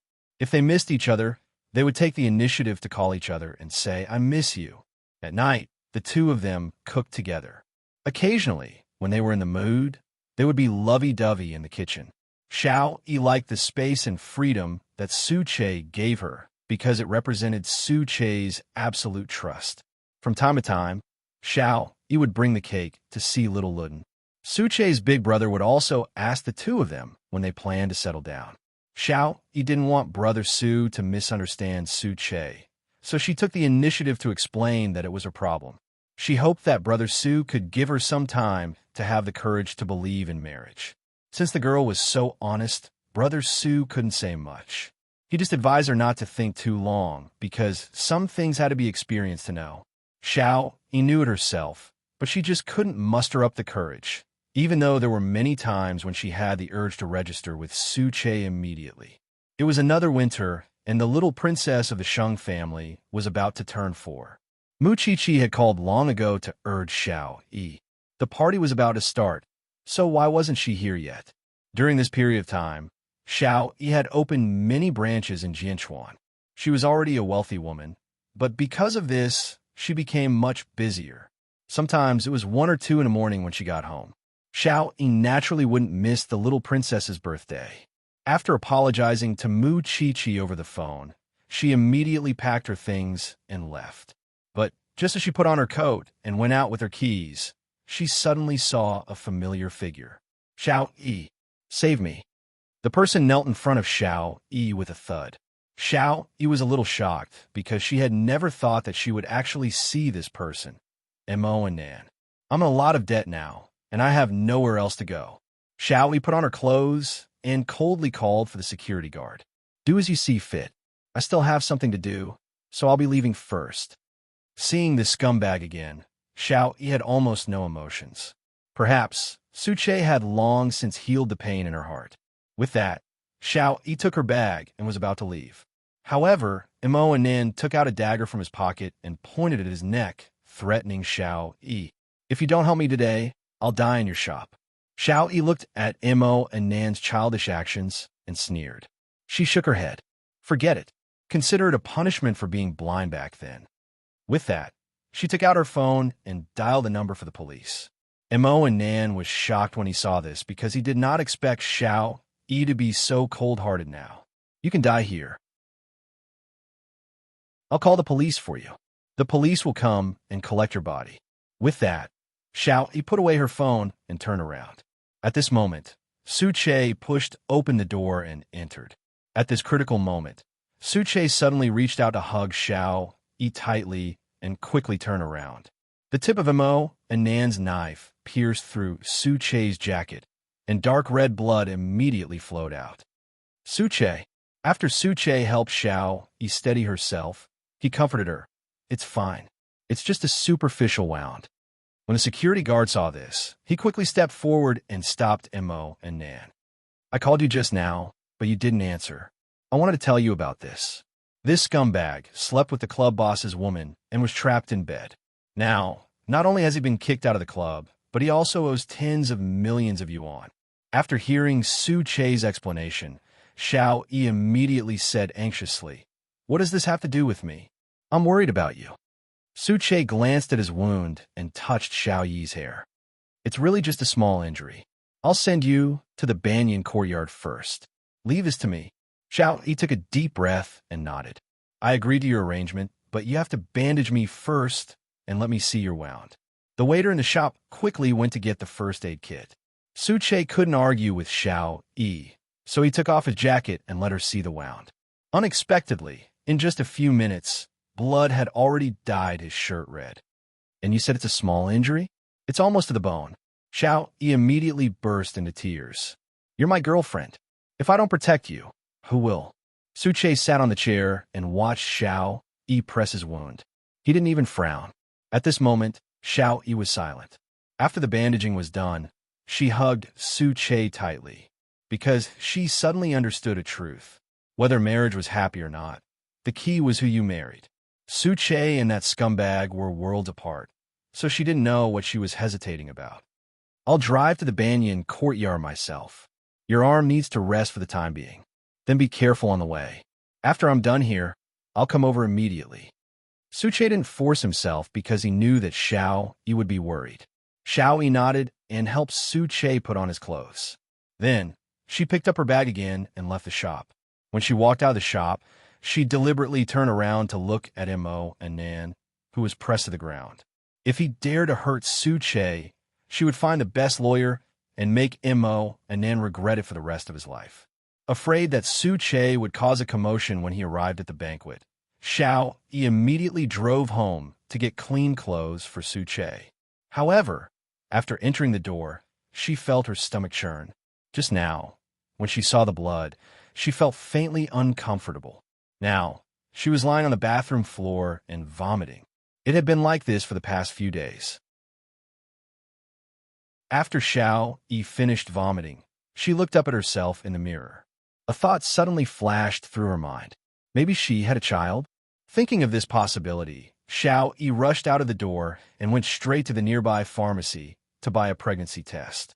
After returning home, she immediately opened the packaging and placed all the products she had bought from the pharmacy on the sink. There were 10 of them. A minute later, the pregnancy test gave her the answer. They were all 2 bright horizontal lines. Was she pregnant? At this moment, Xiao Yi's emotions were very complicated. Because she was obviously not prepared to welcome a new life, she couldn't even muster the courage to get married. But now, she was actually pregnant? Did she hate this feeling? Actually, she didn't, so Xiao Yi subconsciously stroked her flat lower abdomen. It was in this place that she and Su Che had a child. It was with Su Che. Not long after, Su Che called to ask where Xiao Yi had gone. Xiao Yi immediately put away all the pregnancy tests and answered Su Che that she would go home and get clean clothes for him. She couldn't tell Su Che immediately because she knew that being pregnant meant getting married. But she wasn't ready yet. She needed to think about it carefully and let herself digest the news first.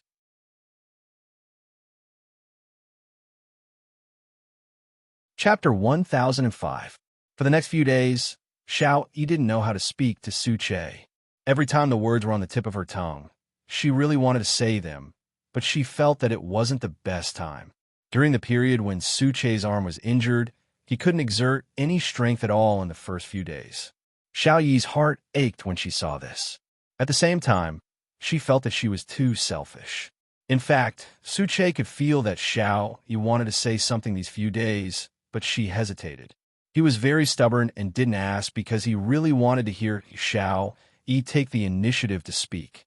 However, even when his injury was healed, Xiao Yi still couldn't tell him the secret in her heart. Although he felt that he had used enough patience with Xiao Yi, sometimes he would still be hurt by her unconscious actions. This state lasted for a week. A week later, Tang Yin personally called Sheng Xiao to borrow Su Che. There was a joint operation that needed Su Che's agile skills. For some reason, when he received this mission, Su Che heaved a sigh of relief. The unwillingness to face Xiao Yi every day was almost suffocating him. That night, Su Che went home to pack his luggage. When Xiao Yi saw this, she panicked. "You're leaving?" When Su Che saw Xiao Yi's nervous expression, the depression in his heart was relieved. "I have a mission. I have to go on a business trip for a few days." "How many days? Is it dangerous? When will you be back? You didn't even discuss it with me." Hearing her question, Su Che closed his suitcase and looked at Xiao Yi seriously. "It'll take about 4 days. It's a high-risk operation. If nothing unexpected happens, I should be back on Friday." Xiao Yi was even more flustered when she got the answer. "Do you have to go?" Su Che put down his suitcase and held Xiao Yi's hand. His tone was a little helpless. "I know you have something you want to say to me, but you can't open your mouth. Sometimes I wonder if I'm the closest person to you. Why can't you believe me wholeheartedly until now, and you're not willing to give your heart to me? I thought I wouldn't mind. I could continue to wait, but sometimes I realize I'm also a human, an ordinary man. When I received this mission, I don't know why, but I actually felt a little lucky because I couldn't continue to deceive myself. Xiao Yi, I'm not a blockhead. I can feel that my place in your heart isn't that important. I'll be gone for 4 days. You should think about it carefully. If you're sure that you can't give me your heart, I think we can choose another relationship. There's no need to force each other." After hearing Su Che's words, Xiao Yi was stunned. She even felt a little overwhelmed. She thought she had hidden it well, but in fact, that was not the case at all. "Su Che, it's not like that. Can you not leave?" Su Che shook his head. "You can't see yourself clearly when I'm by your side. Besides, a life is at stake. Everyone is waiting for me. Take good care of yourself in the next few days. I believe you can do it." After that, Su Che squatted down and picked up the suitcase. Then, without waiting for Xiao Yi to continue, he quickly walked out of his house. He didn't want to say something that would hurt their relationship, but if he didn't say it now, his chest would explode. Therefore, they could take advantage of these 4 days to calm down. Xiao Yi watched helplessly as Su Che left. Tears immediately flowed out of her eyes. She didn't know why she still lacked courage, even now. She was clearly no longer the same person she used to be. The day after Su Che left, Xiao Yi called Muqiqi.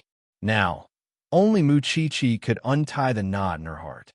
The two of them agreed to meet at the branch office. Muqiqi knew that Xiao Yi hadn't slept all night. "Did something happen with Su Che?" Su Che said that I don't love him enough and asked me to calm down for a few days, Xiao Yi replied sickly. "Actually, we've already discussed this matter in private. The conclusion is that you really don't love Su Che enough. First of all, you don't believe in him, so you're afraid of marriage. Second, you don't care about him enough. You're always immersed in whether others hurt you or not. So, the conclusion is that you love yourself the most." At this moment, as a member of Su Che's family, Muqiqi was very straightforward. Love is a very special thing. You can tell with a glance whether the other party loves you or not. I don't know how long Su Che has endured it. Anyway, I rarely feel love for Su Che from you. Xiao Yi immediately fell into an even deeper panic. "Chi-Chi, I've been hurt for many years. I really don't know how to love, and I don't know how to trust someone. But I know fear. When Su Che said that he was leaving, I was very afraid. I was afraid that he wouldn't come back. I was afraid that he would really give up on our relationship. You're right. I'm extremely selfish. I really deserve to die. Just look at your heart clearly. Isn't that fine? I believe that's why Su Che left." Muqiqi patted her shoulder to show encouragement. "Think about it yourself. How far are you willing to go for Su Che? You have to know that the injury on his arm hasn't fully healed yet." Muqiqi deliberately scared Xiao Yi. After Xiao Yi heard this, her face turned pale. After returning home, Xiao Yi sat on the steps all day and looked around. Sometimes, she cried bitterly, especially when she thought about how Su Che had been injured because of her and had even gone out to carry out a high-risk mission. Her heart ached like needles. Just like that, 3 days passed. Suche finally appeared at the door of his house with his luggage. Xiao Yi sat on the steps and immediately pounced on him when she saw him. In fact, when he was carrying out the mission, Suche had already thought it through. Anyway, he had already waited for so long. So what if he continued to wait? But Xiao Yi's actions made him ecstatic. "You're finally back, Sob. I'm fine." Suche quickly held her up. "How many days have you not rested well? Why are you in such a sorry state? After you left, I regretted not telling you earlier. I was afraid that after you came back, you'd think it through and think that I was too selfish and want to break up with me. I thought about what to do every day and couldn't sleep at all." Xiao Yi cried out. After hearing Xiao Yi's aggrieved tone, Suche was satisfied. This person actually had love in her heart, but she didn't know the depth of it. It's not good for the neighbors to see it at the gate. "I'm also very tired. Can we go home first?" Suche was a little helpless. "Wait for me to finish my last sentence." Xiao Yi raised her tearful eyes and looked at Suche seriously. "You're going to be a father. Also, I won't hide anything from you anymore." Suche hugged Xiao Yi and held her face in disbelief. "Is what you said true?"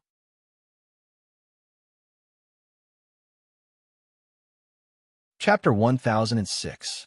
Of course it's true. I was hesitant for the past few days because I didn't know how to tell you. I was afraid that you would immediately take me to register for marriage. I wasn't ready yet, but I thought about it a lot these past few days. I think I was too selfish. After hearing Xiao Yi's words, Suche carried her horizontally and quickly walked home. "Since you know you're pregnant, why don't you take good care of yourself?" I've been scared for a few days." Xiao Yi hugged Suche's neck, her tone also very aggrieved. Suche sighed, suddenly regretting his decision to go out and calm down. If something really happened to Xiao Yi and the child because of this, he would never forgive himself for the rest of his life. "I actually didn't want to break up with you. It's my fault for saying those words out of anger." Suche gently placed Xiao Yi on the sofa and squatted in front of her. "In the future, no matter how angry I am, I will never say such outrageous words to you. No, it's not like that. It's my fault. It's my fault for not caring about you enough." Xiao Yi said guiltily, "You're right, and so is Chi-Chi. If you really love someone, you can even give him your life. Why would you be afraid of marrying him? When you were by my side, I didn't know how to cherish you. But after you left, I realized how scared I was. Since we're all wrong, let's turn the page, okay? Now that I'm back, I'll never leave you again. I won't turn the page. I want to keep this fear in my heart, because only then can I remember the horror of losing you, and only then can I cherish the time I spent with you," Xiao Yi answered seriously. Suche didn't know what to do with her, so he turned around and went out to get his luggage. During the entire process, Xiao Yi's gaze was on Suche, as if he was going to leave at any moment. "Have you been to the hospital since you found out you were pregnant?" Suche returned to her side after putting away his luggage. Xiao Yi shook her head. "After you left, I didn't go anywhere other than Chi-Chi's place." Suche sighed slightly. Then, he took out his phone and asked for Song Qiaoji's number. Xiao Yi had been in such a sorry state for the past few days. He didn't know if her depressed mood would affect her body. "Go up and change. I'll take you to the hospital for a checkup. But we haven't registered yet. Will we be laughed at?" Xiao Yi covered her face and asked, "Do you need to show your marriage certificate to the hospital?" Suche urged her. "Go." In fact, Song Qiaoji, who received Suche's call, was also quite shocked. When she heard that there was a problem with his relationship with Xiao Yi, Song Qiaoji thought that the two of them might end up going their separate ways. She didn't expect Suche to suddenly call her to ask for her number. She was an obstetrician. The only explanation was that Xiao Yi was pregnant. An hour later, the two of them appeared at Jianchuan Hospital hand in hand. Seeing their loving expressions, Song Qiaoji understood that Xiao Yi was definitely pregnant. Then, Song Qiaoji performed a full body checkup on Xiao Yi. According to the report, everything is normal at the moment. The fetus is 53 days old, and it's still considered healthy. However, because it was an accident, all the nutrients that should be replenished have to be replenished. Xiao Yi will have to do more screening in the future. After hearing Song Qiaoji's words, Su-che was finally relieved. Then, do I need to have any ideas? You don't smoke or drink. Live a healthy daily life and work and rest regularly. You just need to maintain this state. As for the rest, it's just that Xiao Yi is working hard. As a father-to-be, you have to be more considerate, Song Qiaoji instructed. When you're free, read more books about this. There's a lot of them online. All right. Su-che scratched his nose excitedly. All right, there's one more thing. We can't delay it anymore. Hurry up and register our marriage. Song Qiaoji reminded the two of them.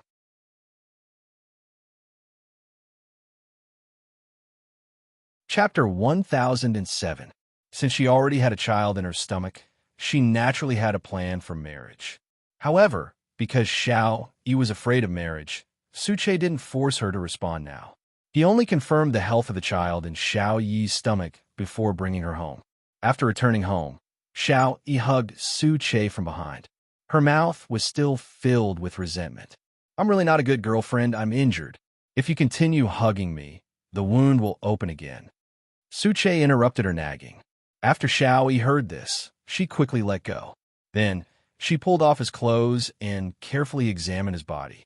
She found that there was gauze on his waist and abdomen. Her eyes immediately turned red. I didn't do it on purpose. I don't blame you, so don't cry. Su-che put on his clothes and placed Xiao Yi on the sofa. I don't know anything now, so I have to call Big Brother and ask sister-in-law to come over. After all, she has experience. Xiao Yi felt very wronged, but she didn't continue to pester Su-che. She even felt that she was really annoying and a little cheap. Previously, Su-che had treated her so well, but she didn't know how to cherish him. Now, she only knew how to stare at him and knew that she cared. It was all her fault. Can you call Big Brother and sister-in-law tomorrow? Stay with me like this tonight? When Su-che heard this pitiful plea, he immediately stopped dialing. He sat back down beside her and hugged her. Now you know how important I am?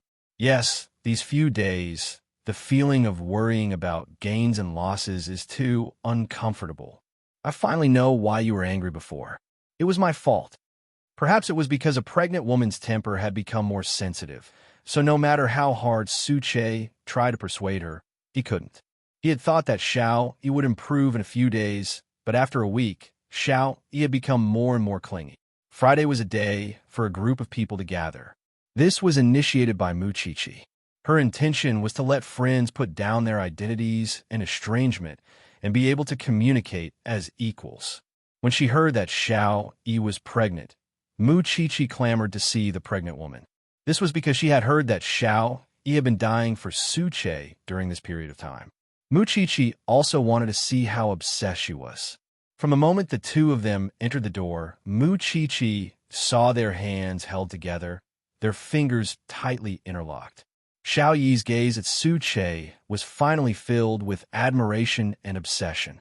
This was the most direct evidence that one person liked another. Then, the man and the woman sat in two different areas. However, Xiao Yi felt uneasy about being separated from Su-che. Even when she was with Mu-chi-chi and the others, her eyes were always looking in the man's direction. Now you know that Su-che is fine? Mu-chi-chi couldn't help but laugh at her. You used to be so carefree. You can't bear to leave for just a while. Yes, I didn't know Su-che was so charming before, Xiao Yi admitted generously in front of the women. I admit that I was blind in the past. Now that you know your true feelings, why don't you marry Su-che? Su, I marry him. Mu-chi-chi was and said. Xiao-che of Mu-che. I came here today for a very important matter. I want to ask you all, what should I do if I want to propose to Su-che? Mu-chi-chi glanced at Lu Qianqian. The two of them seemed to understand Xiao Yi's coolness. Mu-chi-chi glanced at Lu Qianqian. The two of them seemed to have immediately understood Xiao Yi's coolness. Are you going to propose to Su-che? He's proposing to me. Do I need to ask you? He's proposing to me. Do I need to ask you? Xiao Yi frowned and looked at the two of them. You know that I'm pregnant now and haven't experienced this. I just want to know, what can I do to make Su-che believe that I've really fallen in love with him?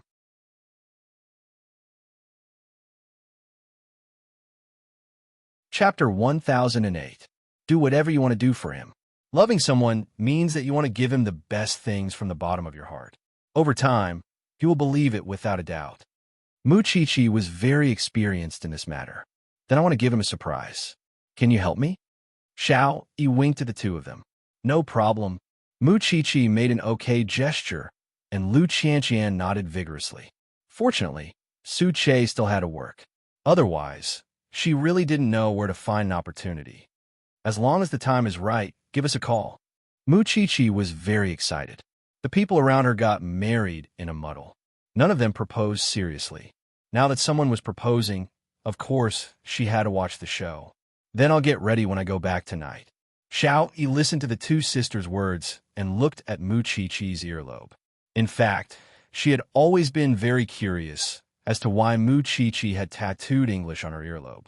Is there any special story behind this? Xiao Yi pointed at Muchichi's ear and asked. This? Muchichi tilted her ear to show Xiao Yi. It's my man's English name. When I was young, I didn't know any better. You better not say such things. Do you still remember why you were taught a lesson last time? Lu Qianqian quickly reminded her. Muchichi quickly covered her mouth and looked around to make sure that Sheng Xiao was not nearby. Only then did she dare to continue. I was indeed immature. Now that I think about it, I think it was very childish. Lu Qianqian was no longer interested in her way of showing off their affection, so she directly cut her off. Xiao Yi was very touched. You must have been very infatuated with CEO Sheng in the past. Actually, what Muchichi wanted to say was that she was also very infatuated with him now, okay? Although she would verbally despise him, she still loved him in her heart. Ahem, the focus now is on you guys. Look at us couples. We're either married or have children. You guys are the only ones who haven't registered yet. I'll plan it when I get back tonight. Xiao Yi also made an okay gesture. How much courage did it take for a woman to subvert tradition and propose to a man?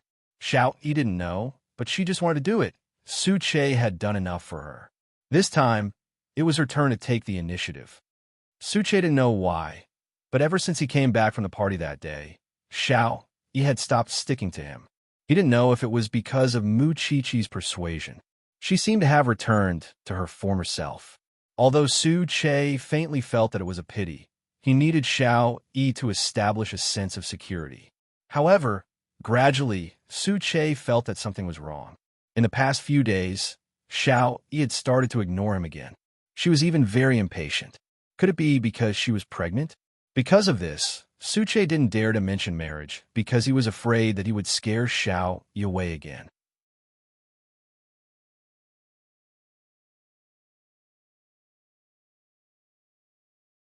Chapter 1009. Su Che was inexplicably busy for the whole night. Tang Yin had asked him to come to J City to follow a suspect, but he didn't think that the suspect was an extremely evil person. An ordinary police force could do it. Most importantly, after daybreak, Tang Yin asked him to hand over the mission to someone else. There were no further instructions, so he could go home directly. Su Che didn't close his eyes. After all, there was a pregnant woman at home, so he rode his motorcycle back to Jianchuan without stopping. After the motorcycle entered the villa, Su Che didn't see any changes in the house because his thoughts were all on the pregnant woman. He was afraid that Xiao Yi would be angry if he didn't go home for the whole night, or rather, he didn't care at all. After parking the motorcycle, Su Che smiled self-deprecatingly. He was clearly going to be a father soon, but he was still so careful. It seemed that he had to find a time to have a good talk with Xiao Yi. After thinking it through, Su Che opened the door and entered the living room. However, the moment he pushed the door open, other than being shocked, he also suspected that he had gone to the wrong place.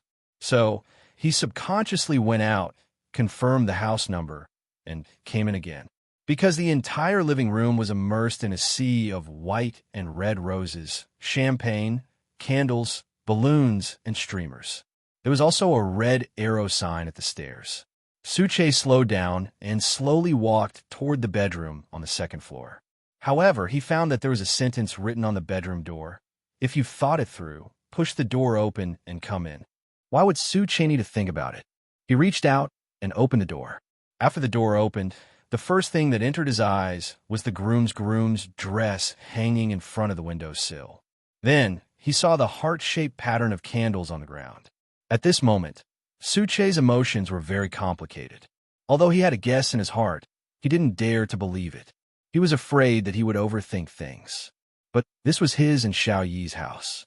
If these weren't prepared for him, who were they for? However, Xiao Yi didn't say that it was for him, so he didn't have the confidence to believe it. Suche slowly walked to the gown and reached out his hand. But just as he was about to touch the material, Xiao Yi's voice suddenly came from behind him. "Does the gown look good?" Suche turned around and saw Xiao Yi standing in front of him in a white veil. It was a simple white veil, but it gave him a solemn feeling. "I know you're very sleepy right now, and I know you want to rest. But can you please change into a formal dress and register our marriage?" After hearing Xiao Yi's words, Suche felt as if he was in a dream. Everything in front of him was so unreal. So he lowered his head and tried his best to believe everything in front of him. Suche raised his head again, still in disbelief. He asked, "So, you've been ignoring me all this time just to prepare this? You and I are too close. How can I hide it from you?" Xiao Yi explained very seriously. "I thought, do you think I'm still the same as before, that I don't know how to cherish you? It's not like that. I just want to propose to you. I want you to be my husband. I want you to stay by my side forever." Xiao Yi quickly hugged Suche and explained, "I just wanted to give you a surprise. I didn't mean to alienate you." After Suche heard this, all the anxiety and fear from before were firmly settled in his heart. Do you want to marry me?" After saying that, Xiao Yi broke free from his embrace and took out the wedding ring she had prepared from the bedside cabinet. She prepared to kneel on one knee for Suche.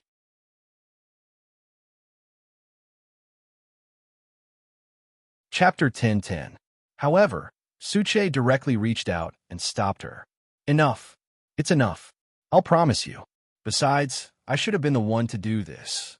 I didn't expect you to do this for me. I'm already very—" Xiao Yi grabbed Suche's arm, her eyes so sincere that they were almost pious. She interrupted Suche firmly. "No, let me finish. I've never been a good girlfriend. I've always been self-centered, selfish, and don't care about your feelings. I can't even talk about understanding you or taking care of you. The reason why I'm afraid of marriage isn't because I don't trust you, but because I don't trust myself. I'm afraid that I won't be able to play the role of a wife. I don't have confidence in myself. But Chi-Chi said that if you really love someone, you'll be willing to do anything for them. You'll be willing to give up anything." So I closed my eyes and listened to the voice in my heart. This voice told me that I care about you very much, but I don't know how to express it. My parents' love didn't teach me how to love, but it taught me to escape and be timid. And that previous relationship only taught me how to hate. I don't know anything. I don't know how to express it, nor do I know how to tell you that I love you very much. I want to do something for you. I want to make you happy, and I want you to know how much I need you." Xiao Yi, who had opened her heart, mustered up all her courage and told Suche everything that had been on her mind during this period of time. Because Mu Chi-Chi had taught her that if she loved someone, she had to express it, no matter what method she used. Suche listened seriously and suddenly pulled her into his arms. "I feel it. I've already felt your love. Of course, I'm willing to be your groom. Why wouldn't I be willing?" When Xiaoyi heard the answer, tears welled up in her eyes. "Then let's get married now, okay?" Suche let go of Xiaoyi's delicate body and cupped her cheek instead. He gently kissed away the tears at the corner of her eyes. "Then wait for me for a moment, because I have to change my clothes first. I'll help you." Suche shook his head. "If you help me, we might not be able to leave the house today." Xiao Yi understood Suche's hint in an instant, and her face immediately turned hot. "Then I'll wait for you outside the door, okay?" Suche nodded. Xiao Yi took the wedding ring and brocade box and walked out of the bedroom, leaving Suche alone in the bedroom. In order to make himself look more energetic, Suche first went to the bathroom to shave and tidy up his appearance. Perhaps it was because he was about to get married, but his exhaustion from last night was swept away and he became much more energetic. Suche did not expect that he would be the one being proposed to. That was enough for him to brag about in front of Sheng Xiao and the others for the rest of his life. It was also at that moment that he could feel very strongly that he was being loved, and that he wasn't just paying one-sidedly. After being together for so many years, he had finally entered the role of partner, husband, and father. This feeling was so damn wonderful. 10 minutes later, Suche changed into a fitting white suit and opened the bedroom door. By then, Mu Chi and the others were waiting impatiently downstairs. She carried little Chi and looked upstairs from time to time, as if she was looking at a bride. When Lu Qianqian saw this, she quickly tugged at her and said, "You look like your own son is getting married."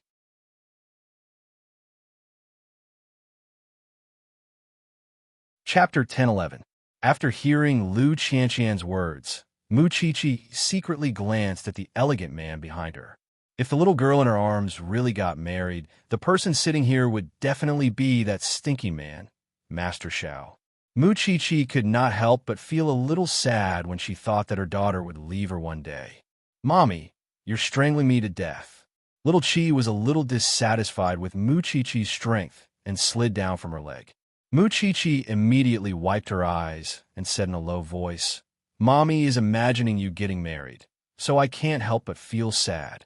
In the future, you will leave Mommy. After I marry Daddy, will I leave Mommy?" Little Chi looked at Mu Chi innocently and asked. When Mu Chi heard this, she immediately put away her sadness. "Daddy is Mommy's.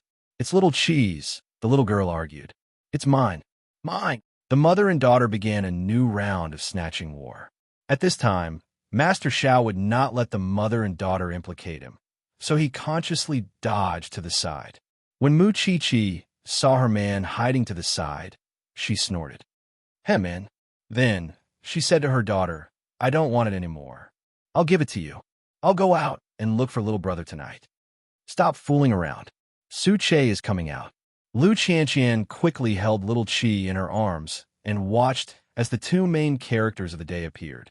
Xiao Yi watched as Suche walked down the stairs step by step and quickly reached out her hand to him.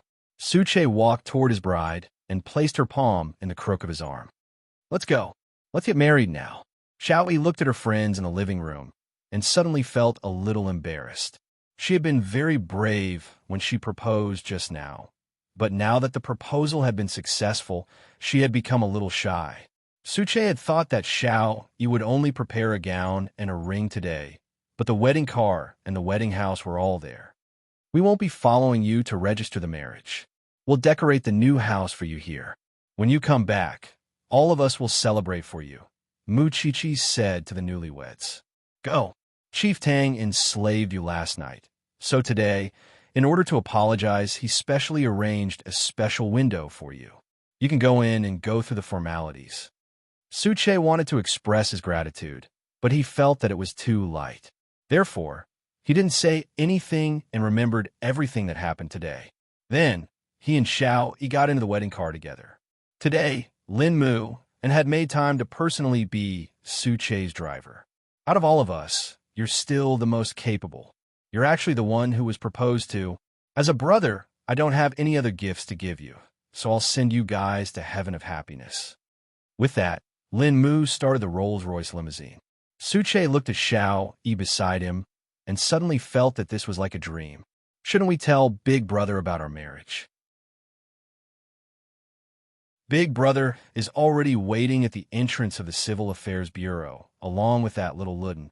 After hearing Xiao Yi's words, Suche's heart surged.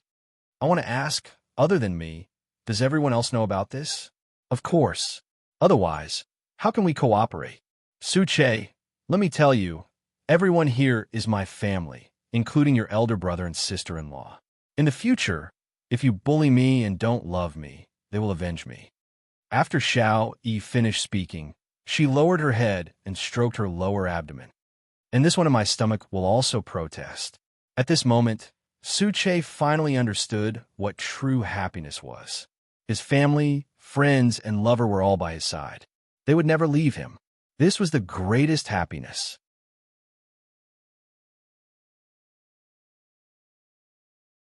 Chapter 10-12. It had been a long time since the staff of the Civil Affairs Bureau had seen newlyweds register in formal attire. And it was such a handsome man and beautiful woman. From their eyes, it could be seen that this newlyweds could last for a long time because they had light in each other's eyes. The procedures were completed very quickly. Thanks to Tang Yin, the two of them didn't have to wait after they arrived. They finally obtained the legally protected marriage certificate. Su Che snatched the one that belonged to Xiao Yi and held it in his hand. "I haven't seen it clearly yet," Xiao Yi mumbled. "What are you doing?" "That's mine. I'll take care of them." "What if you run away one day?" "If you run away one day, I can still arrest you." After hearing this, Xiao Yi knew that Su Che was still occasionally sensitive, so she didn't insist. She only said to Su Che, "Congratulations, Mr. Su. You have a wife and child now." "Congratulations to you too, Mrs. Su. Not only do you have a husband, but you also have a family." The two of them walked out of the Civil Affairs Bureau with a marriage certificate. At this moment, Brother Su was waiting at the door. He looked at the couple and said with great difficulty, "From now on, live a good life. Don't torture each other anymore, understand?" The couple nodded nonstop. "Yeah, there's finally someone to play games with me in the future." Little Luden, who was in Brother Su's arms, jumped up happily. "I'm going to tell little Fatty that the lady boss of the dessert shop is my aunt. I'm going to make him drool every day if he can't eat dessert." "So ruthless." He couldn't help but laugh. "Who asked him to always bully me?" Little Luden pulled Xiao Yi's hand and spun around. "All right, since you've already registered, let's go back now. Everyone is still waiting to celebrate for you." Lin Muan, the driver, quickly honked the car horn to remind them. "Wait a moment. Enjoy the surprise that everyone has prepared for you." Seeing Lin Muan's mysterious gaze, Xiao Yi suddenly had an ominous premonition. She felt that the people at home wouldn't let Su Che off so easily. Soon, they returned to the villa. Mu Chi and the others had already prepared an open-air wedding banquet. Of course, the originally empty garden had now turned into a veritable wedding party. Pastries, red wine, barbecue, and music. When Mu Chi saw the newcomer, she quickly said, "Hurry up and change. I'm telling you, Su Che, you're doomed today." Su Che stared blankly at Mu Chi, only to see her suddenly take out the program list. It listed all the performances that the newcomers had to perform. The scale was so large that Xiao Yi's face turned red when she saw it. "Chi, I'm pregnant. I don't need you to do anything. I just need you to answer my questions. You're pregnant, so you don't have to move, but your husband isn't." Mu Chi was full of anticipation. She had been looking forward to this day for a long time. He could properly interrogate Su Che about what was wrong and why he had taken a fancy to Xiao Yi, this weirdo. But the scale is too big. Xiao Yi couldn't help but cover her face when she saw the question page. "What first time? How long did the first time last? These were not appropriate for children, okay? Don't worry. Little Chi and the Tang family Xiao Bao will go to school after lunch. Other than the one in your stomach, there won't be another one. If you have the ability, you guys can join in too. If you want to play, let's play it big," Xiao Yi suggested, unconvinced. She didn't want to be watched like a monkey. "We're an old couple. How can we still remember these things?" Mu Chi looked at Sheng Xiao and asked, "Right? Master Xiao, I remember." Sheng Xiao suddenly gave Mu Chi an answer, which almost made Mu Chi bite her tongue.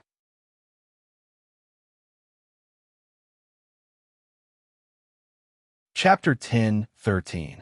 We can't steal the limelight from the newcomers. Can we talk about these things behind closed doors?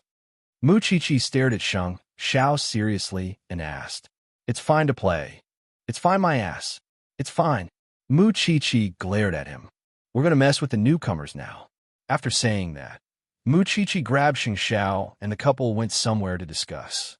Xiao Yi heaved a sigh of relief and quickly gestured for Su Che to quickly hide the program list. If this group of people really made a scene, it would be a mess. However, this scene was seen by the sharp-eyed Feng Shanshan. "Accept your fate today. The program won't be able to escape." Xiao Yi looked at Su Che with a bitter face. It seemed that she would not be able to escape this calamity. In the guest room of the villa, Mu Chi was pressed against the wall by Sheng Xiao. I think I need to remind you of what happened the first time. I was just joking. How could I forget? Mu Chi quickly coaxed the angry man. Really? Sheng Xiao dangerously lifted her skirt. You didn't forget? Mu Chi was alarmed and quickly waved her hand. How could I forget? Master Xiao, let's continue tonight. It's not very convenient to be at Su Che's house now, right? However, Sheng Xiao did not give Mu Chi the chance or time to resist. I think it's very convenient. Mu Chi was speechless. Of course, the couple disappeared for almost an hour. During this hour, Mu Chi was afraid that someone would look for her and bump into her and Sheng Xiao and someone else's house, loving to their heart's content. It was precisely because she had to be vigilant at all times that Mu Chi felt very excited this time. An hour later, the couple returned to the garden. Feng Shanshan knew what had happened when she saw Mu Chi-Chi's expression. She was already used to it, so she couldn't be bothered to look for her. If she were to ruin Sheng Xiao's plans, she didn't know what kind of trouble she would get into. You guys can also. I'm impressed at someone else's wedding.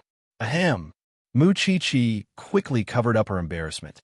Can you not discuss this kind of thing in public? I'm a victim too, but all our programs have passed. You have nothing to play with. Feng Shanshan handed the program list to Mu Chi. Come earlier next time. Mu Chi looked at the program list and wanted to cry. Are you doing this on purpose? The way Su Che put on his lipstick just now was too funny. It's a pity some people didn't see it. Mu Chi was about to go crazy. She had worked so hard to come up with a program list. These people had no conscience at all. It wasn't easy for them to get married. Stop messing around and let them consummate their marriage. Mu Chi-Chi's eyelids rolled to the sky. However, she could not let Su Che and Xiao Yi do it again. She could only give up. It was all Master Zhao's fault. Of all times to be in heat, he had to choose this time. In the bridal room, only Su Che, who was covered in lip marks, and Xiao Yi, who was wearing a white veil, were left. Just take it off and change into your usual clothes. Xiao Yi saw that she couldn't wipe it clean, so she took out her home clothes from the closet. However, at this moment, she was hugged by Su Che from behind. It's finally quiet. I've always wanted to be like this, to be alone with you. They're also blessing us, Xiao Yi said with a smile. I don't care. Anyway, don't go out. You're pregnant and need to rest. But I'm pregnant. I can that. Xiao Yi reminded him with a red face. I'm sorry. It looks like our wedding night is going to be ruined. After 3 months, I will definitely get back at you with double the amount.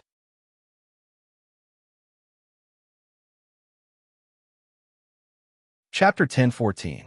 Her name was Sheng Qingwan, and she was known as Little Qi.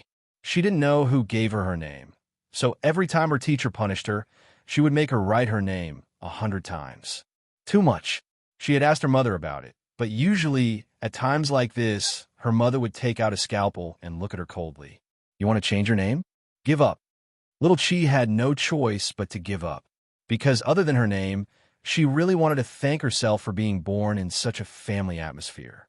Don't misunderstand, it's not because they have an unlimited amount of money, but because other parents want their children to become dragons and phoenixes, but her parents are different. During school, they take her to travel, and during holidays, they never allow her to bring homework home. According to Mu Chi, playing was the most basic respect for childhood. All right, the result of this was that her grades never fell out of the bottom 3. Of course, it was not because she was stupid, but because she felt that if her grades were good, it would put too much pressure on other children. Look, the little daughter of the Sheng family was good at everything, and her grades were top-notch. A life that was too outstanding had to have some flaws, right? Oh, right, I forgot to mention that Little Qi was 11 years old and had just entered the first year of junior high. As the richest child in Jianchuan, Little Qi had never known what kind of trouble poverty was. But what was strange was that she actually went to the most ordinary middle school in Jianchuan. Once again, according to Mu Chi-Chi's words, children who love to learn can get first place in the mountains. Children who don't love to learn can get last place in Oxford Primary School. Little Qi deeply agreed. She felt that her mother was too great. Why did Mu Chi-Chi spoil her so much? It was because when she was 9 years old, she had a serious illness. That time, she scared Mu Chi-Chi so much that she couldn't sleep for a few days. From then on, she only cared about being lawless. The whole family only wanted her to be healthy and happy. Memories were a long story. It was another day when the results were announced after school. Little Chi's Chinese was once again ranked last. In this part, she had inherited Mu Chi-Chi's good genes. She couldn't even write a sentence when she wrote a composition, and she could easily pass math. Sheng Qingwan, with your writing level, no one will care about you when you write love letters in the future. The whole class laughed, but little Chi didn't care. Do I need to write love letters? The teacher snorted. So what if you're rich? No, teacher, I'm as beautiful as a flower and as beautiful as the moon. The whole class roared with laughter again. Write your name 100 times as punishment. Little Chi sighed. Sigh, I'll go home immediately and apply to change my name to Sheng Yi. If you continue to be mischievous, I'll call your parents. The teacher threatened. Usually this was very threatening, but little Chi only said regretfully, Teacher, don't just talk and do nothing every time. My mother has been looking forward to it for a long time. The teacher. What a weird parent. What a weird child. Of course, the teacher knew Mu Chi-Chi very well. For the students in the class, little Chi was a very strange existence. As the richest teenager in Jianchuan, she did not have the arrogance of a rich person at all. She could get along with anyone. Her name sounded like that of a socialite and virtuous lady. However, her actions caused people to be disillusioned.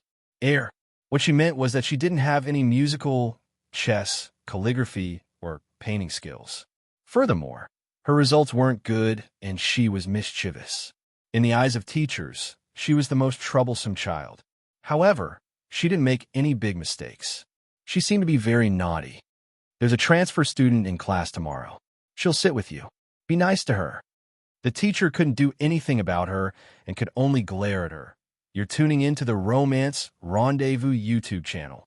We're so grateful for your support, and don't forget to subscribe to join us on this incredible journey through captivating stories. Your generosity through donations truly makes a world of difference, as it's the primary source of revenue that allows me to expand and enhance this channel for you. Thank you from the bottom of my heart for being a part of this adventure.